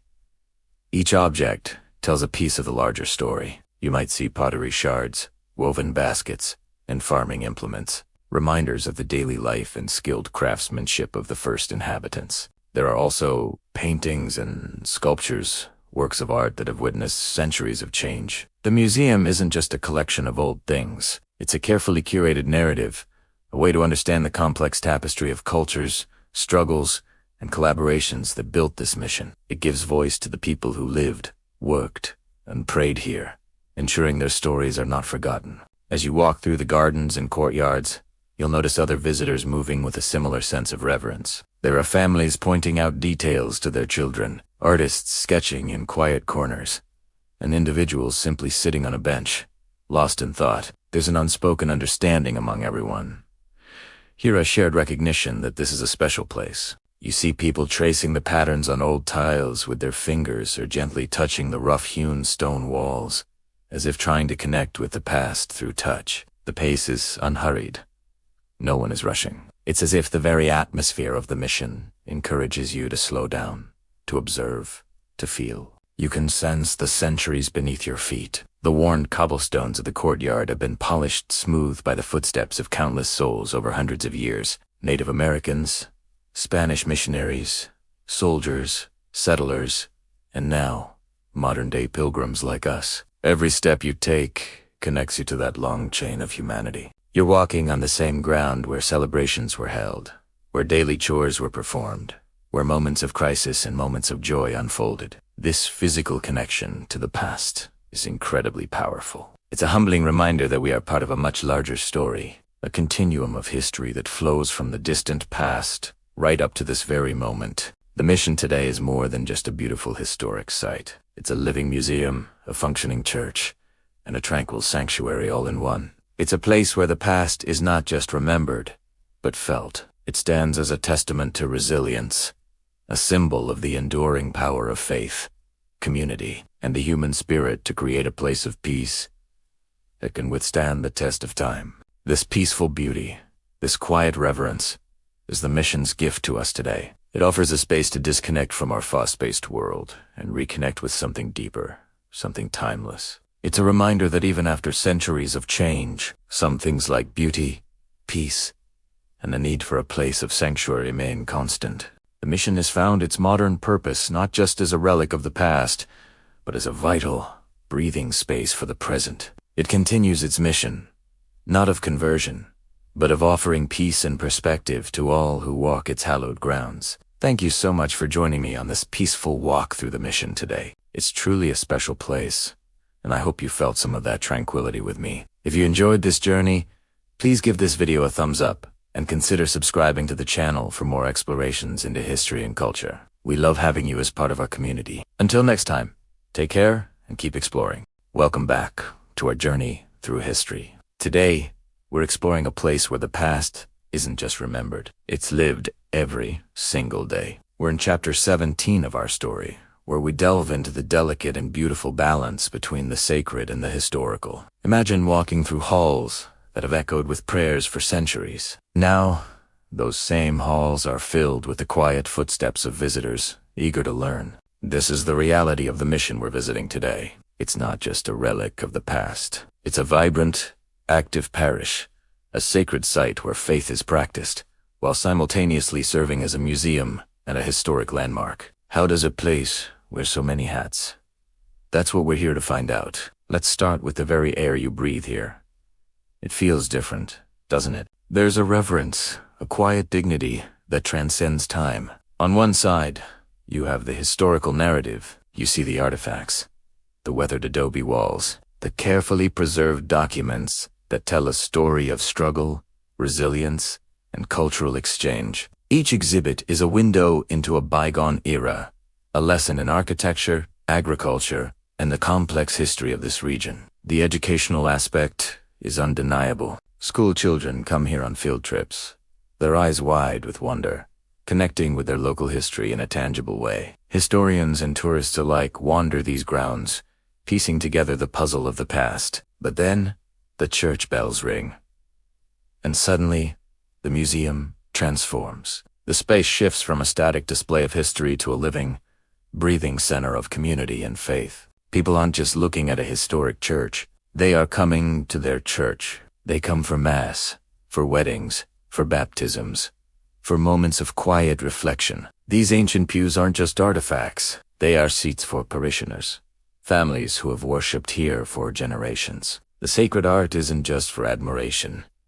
It's for veneration. This is where the sacred and the historical don't just coexist. They intertwine. Think about the challenge this presents. How do you preserve priceless artifacts while also allowing them to be part of an active spiritual life?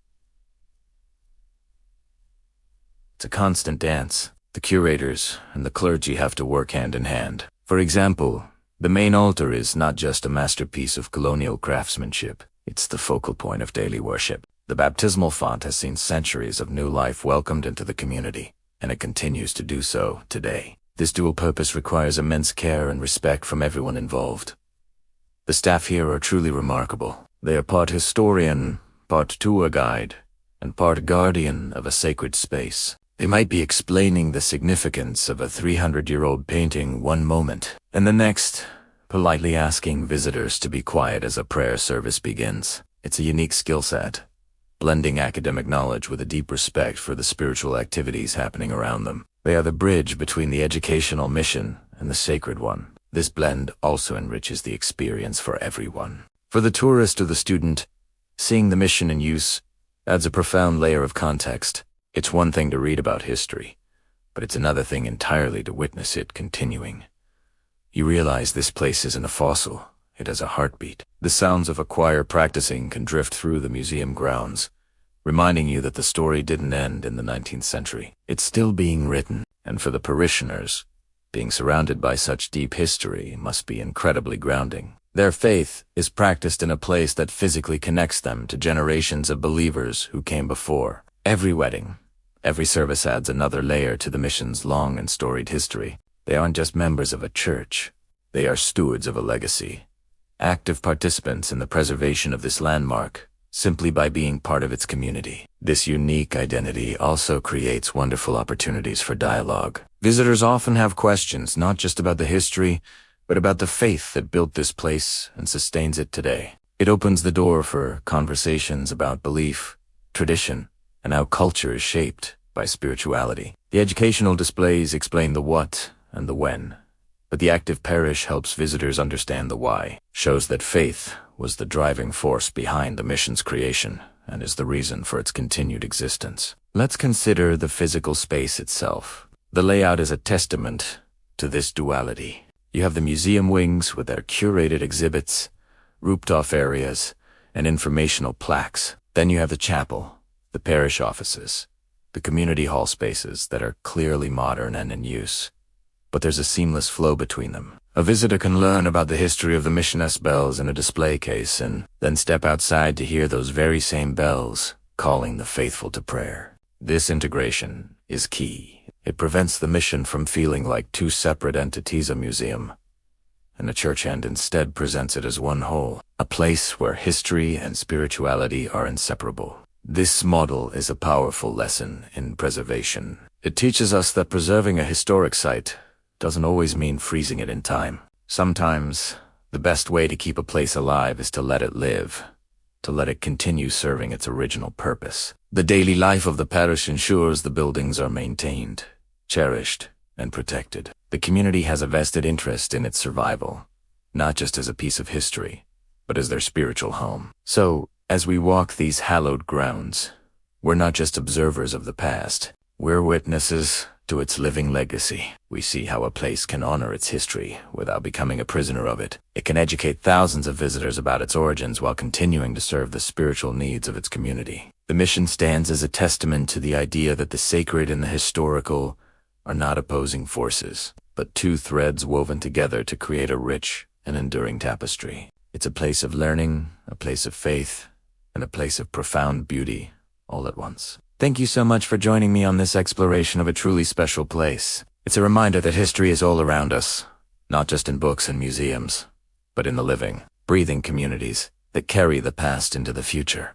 If you found this journey as fascinating as I did, please consider liking this video and subscribing to the channel for more stories like this. We'd love to have you with us. Until next time. A place isn't just stone and wood. It's a living story, breathed into life by the people who care for it. Today, we're meeting the guardians of this legacy, the modern caretakers, historians, priests, and even the visitors who ensure its spirit never fades. These are the people who keep it alive. Every morning, long before the first tourist arrives, the day begins. For the caretakers, it's a ritual passed down through generations. It's more than just sweeping floors or polishing brass. It's a conversation with the past. Every scuff on the floor tells a story. Every worn stone a testament to the countless souls who have walked these halls. We met David, whose grandfather was a groundskeeper here. He told us, "I'm not just looking after a building. I'm looking after my family's history, and the history of everyone who has ever found peace here." You feel it in the air. A sense of responsibility. A sense of connection. This personal dedication is the invisible thread that stitches the past to the present. It's a quiet, profound commitment to memory itself. But memory needs a voice, and that's where the historians come in. They are the detectives of time, piecing together fragments from dusty archives, deciphering faded letters, and cross-referencing ancient texts. We spent an afternoon with Dr. Alistair Finch, a man whose passion for this place is absolutely contagious. He spread out maps and documents on a massive oak table, his eyes sparkling as he pointed to a faint inscription. "Look at this," he said. "This single line changes how we understand the entire East Wing's construction. It wasn't built by the lord of the manor, but by the community. For the community. It wasn't a symbol of power, but a testament to unity." Historians like Alistair do more than just recite dates and facts. They uncover the human drama, the triumphs, the heartbreaks, and the sheer resilience embedded in these walls. They give context to the silence, transforming a simple room into a stage where history played out. They are the storytellers, ensuring that the narrative is not only preserved but also understood in all its rich complexity.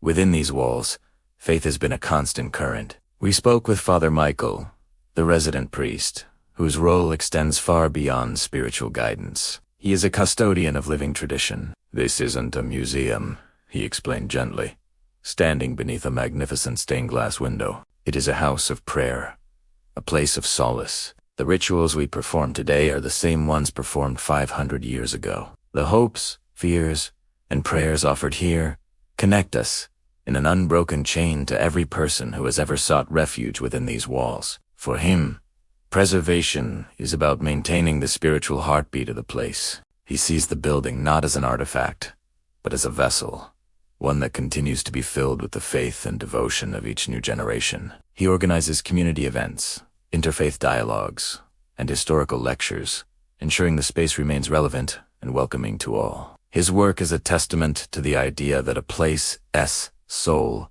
is kept alive through its continued use and its ability to serve the needs of the present community. And then there are the visitors.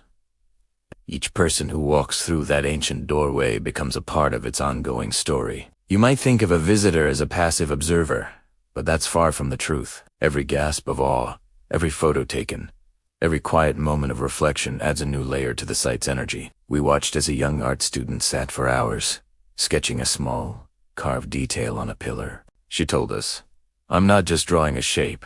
I'm trying to understand the hands that carved it, the patience it took. It connects me to an artist I'll never meet." A family from across the world stood in the main hall, the children's eyes wide with wonder as their father whispered stories of kings and queens. They were creating a family memory that would forever be tied to this specific location. These individual experiences, multiplied by thousands each year, create a vibrant, collective memory. The visitors are not just consumers of history. They are active participants. Their curiosity fuels the need for preservation. Their ticket fees fund the repairs, and their stories, shared online and with friends, become the modern folklore of the place. They are the temporary keepers, carrying a piece of its spirit back out into the world with them. The effort to preserve a place like this is a beautiful tapestry woven from many different threads. There's the meticulous work of the conservators, who spend weeks restoring a single painting or reinforcing a fragile piece of stonework. Their work is often invisible, but without it, time would inevitably claim its prize. Then there are the volunteers, local people who give their time freely, driven by a love for their heritage. They guide tours, tend to gardens, and help run the gift shop. They are the friendly faces that greet you, the passionate voices that bring the stories to life. Their dedication is the bedrock of the entire operation. It's a community effort in the truest sense. From the scholar poring over manuscripts to the gardener planting Herida roses, from the priest lighting a candle to the tourist sharing a photo, each person plays a vital role. So what does it mean to keep a place alive? It means understanding that preservation is not about freezing a moment in time. It's not about putting history behind glass. It's about fostering a dynamic, ongoing relationship between a place and its people. It's about making sure the stories of the past continue to inspire, teach, and resonate with the people of the present. The individuals we've met today are more than just staff or enthusiasts. They are guardians of memory, keepers of the flame. They remind us that our most precious historical sites are not just collections of objects, but communities of souls stretching across centuries. Their personal dedication ensures that this story, written in stone and spirit, will continue to be told for generations to come. Thank you so much for joining us on this journey. The story of this place is truly the story of its people. If you've been inspired by their dedication, please give this video a like and consider subscribing to our channel for more stories like this. We love hearing from you, so drop a comment below and tell us about a historical place that you love and the people who keep its spirit alive. Until next time, keep exploring. Hello and welcome. Today, we're journeying back in time, not just to look at old buildings, but to understand a profound and often painful chapter of history, the Mission era. Let's step into the quiet courtyards and echoing chapels of these places, not as tourists, but as thoughtful observers, ready to listen to the stories held within their adobe walls. When we think of the Spanish missions, what comes to mind? For many, it's a romantic image. Sun-drenched courtyards, graceful arches, the gentle ringing of bells. We see them as peaceful outposts of faith, architectural jewels dotting the coastline. And in one sense, that's true. They were built with incredible effort and artistry, intended as beacons of a particular worldview and religion. They were centers of European agriculture, trade, and spiritual life in a new land. For the Franciscans who founded them, this was a divine calling, a mission to bring salvation and civilization as they understood it. We can acknowledge the deep faith that drove these men, the genuine belief that they were doing God's work. To walk through a mission today is to feel a sense of that history, to admire the craftsmanship and the enduring sense of peace that permeates these sacred spaces. But that is only half of the story. To truly understand the lessons of the mission era, we must turn our gaze and see these places through another set of eyes. The eyes of the land's original inhabitants. For the countless indigenous peoples of California, the arrival of the missions was not the beginning of a golden age, but the twilight of their ancient world. Before the bells rang, this land was a vibrant tapestry of hundreds of distinct tribes, languages, and cultures, each with its own rich spiritual traditions, its own way of living in harmony with the environment honed over thousands of years. The mission system, by its very design, sought to replace this world. The goal was assimilation. Indigenous people, often referred to as neophytes after baptism, were brought into the missions, sometimes by persuasion, often by force. Their old way of life was systematically dismantled. They were forbidden from speaking their native languages, practicing their traditional ceremonies, and living according to the rhythms of their ancestors. They were taught a new religion, a new language, and new skills like farming and ranching, but at an unbearable cost: the loss of their identity. Imagine, for a moment, being told that everything you know, everything your parents and grandparents taught you, is wrong. Your gods are false. Your songs are forbidden. The very language you use to dream and to love is silenced. This was the reality for tens of thousands of people. The missions became places not just of conversion, but of confinement. The shift from a hunter-gatherer lifestyle to settled agriculture, combined with overcrowding and exposure to European diseases for which they had no immunity, had devastating consequences. Populations plummeted. The vibrant cultural mosaic that had defined this land for millennia began to fade, its threads unraveling under the weight of this new order. This is the dual legacy we must confront. The missions stand as monuments to both faith and cultural destruction, to devotion and displacement. They are places of profound beauty and profound pain. To only see the beautiful architecture is to ignore the human cost of its creation. To only see the tragedy is to miss the complexities of faith and history that drove its founders. The truth, as it so often is, lies in holding both these realities at once. It's a story of survival, too. Despite the immense pressure and loss, indigenous cultures did not simply vanish. They adapted. They resisted. They preserved their stories, their languages, and their traditions in secret, passing them down through generations. A quiet rebellion against erasure. Today, the descendants of those who lived and suffered in the missions are working tirelessly to reclaim their heritage, to revitalize their languages, and to tell their side of the story. They are the living legacy of this era, a testament to the incredible resilience of the human spirit. So, what are the lessons from the mission era? The first is a call for empathy. We must try to understand the experience of all who were part of this story. The friar who truly believed he was saving souls, and the Native American who watched his world disappear.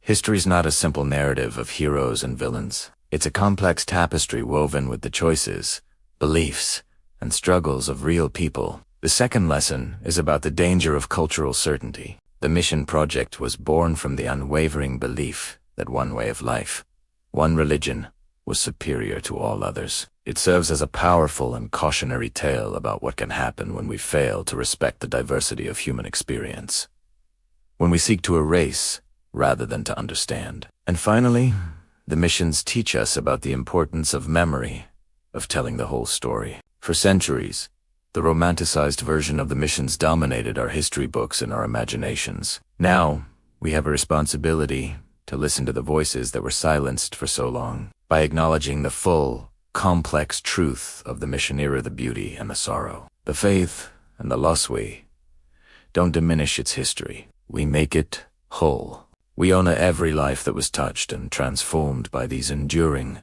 complicated places. Next time you visit a mission, or even just see a picture of one, I hope you'll pause. Look at the beautiful arches and the thick adobe walls. Listen for the faint echo of the mission bells, but also listen for the whispers of the voices that have been overlooked for too long. Acknowledge the dual legacy of beauty and pain. It's in holding this complex history with an open heart and a thoughtful mind that we find the deepest and most important lessons. Thank you for joining me on this reflection. If this conversation resonated with you, please consider liking this video and subscribing to the channel for more journeys into the complex heart of our shared past. Until next time, take care. In the quiet heart of California, where the sun-drenched hills roll gently towards the sea, stands a testament to history, faith, and the enduring spirit of humanity. Mission San Luis Rey de Francia. For over 2 centuries, this king of the missions has watched over the valley, its walls whispering tales of a time long past. Today, we journey to this sacred place, not just to admire its beautiful architecture, but to listen to the voices that have echoed through its cloisters 4 generations of the voices of its bells. As we walk through the arched colonnades, the air itself seems thick with history. You can almost hear the soft footsteps of Franciscan friars, the distant chatter of the Luiseño people who built this place with their own hands, and the rhythmic tolling of the bells that mark the passage of each day. These bells weren't just timekeepers. They were the heartbeat of the community. They called people to prayer, announced celebrations, warned of danger, and mourned the departed. They were a constant, unifying presence in a world of constant change. The first mission bells in California were not grand instruments cast in famous foundries. Many were simple,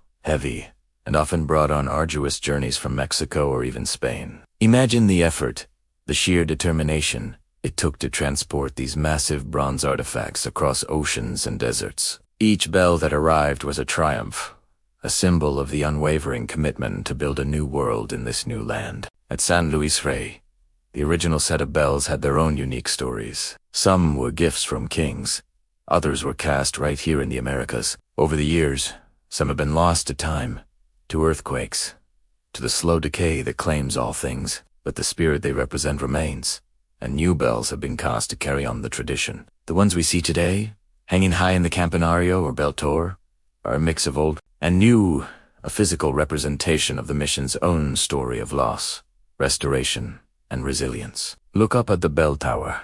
It's not just an architectural feature, it's a stage. From here, the sound would pour out across the sprawling mission lands over the workshops, the farms, the orchards, and the homes of the thousands who lived and worked here. Each bell had a name and a distinct voice. The largest, the Ave Maria Purissima, would ring with a deep, sonorous tone, a call to reflect and give thanks. The smaller bells, the campanitas, would ring out in quick, joyful peals during fiestas and weddings. Learning to ring them was an art form, a skill passed down through generations. The bell ringer, or campanero, had to know the specific rhythm and sequence for every occasion, effectively conducting the symphony of daily life. Let's imagine a typical day here in the 1820s. During the mission's golden age, the first bell would ring before dawn, the Angelus, calling the community to morning prayers. Its sound would drift through the morning mist, a gentle awakening. Throughout the day, other bells would signal the start of work in the fields, the midday meal, and the time for instruction. It was a life governed by sound, a rhythm that connected everyone to a shared purpose and a shared faith. The bells were a language understood by all, a constant reminder that they were part of something larger than themselves. But the story of the mission and its bells is not one of uninterrupted peace. After Mexico won its independence from Spain, the Secularization Act of 1833 turned the mission world upside down. The lands were sold off, the friars departed, and the native populations were displaced. The mission fell into ruin. For decades, San Luis Rey was a ghost of its former self. The grand church became a shelter for livestock, its beautiful gardens overgrown with weeds. And the bells, they fell silent. Their silence was perhaps the most poignant symbol of the community's collapse, a heart that no longer beats. Yet, even in silence, the bells endured. They stood as silent witnesses to the neglect, waiting. This period of silence makes their return to life all the more powerful. In the late 19th century, a movement began to preserve and restore the California missions. At San Luis Rey, dedicated individuals, including a group of Franciscan friars from Mexico who took refuge here, began the painstaking work of bringing the king of the missions back to life. It was a monumental task, fueled by a belief that this place and what it represented should not be forgotten. And so, one day, after years of quiet decay, the sound of a bell once again echoed across the valley. Can you imagine the emotion of that moment? It wasn't just the sound of metal striking metal. It was the sound of hope returning. It was the sound of a legacy being reclaimed. It was the mission clearing its throat, ready to speak again after a long, forced slumber. The restoration of the bells was a crucial step in the restoration of the mission's soul. Today, the bells of San Luis Rey continue their sacred duty. They may not govern the daily lives of a sprawling agricultural community anymore, but they still mark the hours for the friars who live here. They still ring out for services, for weddings, and for special feast days, connecting the present-day community to the long line of faithful who came before them. When you hear them ring now, you're not just hearing a sound. You're hearing history. You're hearing the echoes of joy, sorrow, labor, and prayer that have soaked into these very walls. It's a sound that transcends time. It connects us to the Spanish explorers who first dreamed of this place, to the native Luiseño people, whose hands gave it form, to the friars who dedicated their lives here, and to all the generations who have sought solace and inspiration within its walls. The bells are a bridge across centuries. As our day here draws to a close, the late afternoon sun casts long shadows across the courtyard. The heat of the day begins to fade, replaced by a cool breeze from the ocean. This is the magic hour, a time of peace and reflection. Soon, the final bell of the day will ring. It's a moment of profound tranquility, a time to pause and absorb the atmosphere of this incredible place. Let's just stand here in the quiet and wait for it. There it is, a single, clear tone. It rises from the bell tower, pure and resonant, and hangs in the air for a moment before slowly fading, its vibrations spreading out across the valley. It's not a loud, demanding sound. It's a gentle call, a final word at the end of a long chapter. It echoes past the old adobe walls, over the cemetery where so many of the mission's residents are laid to rest, and out towards the distant hills, now turning purple in the twilight. This final bell is more than just a signal that the day is done. It's a symbol of endurance.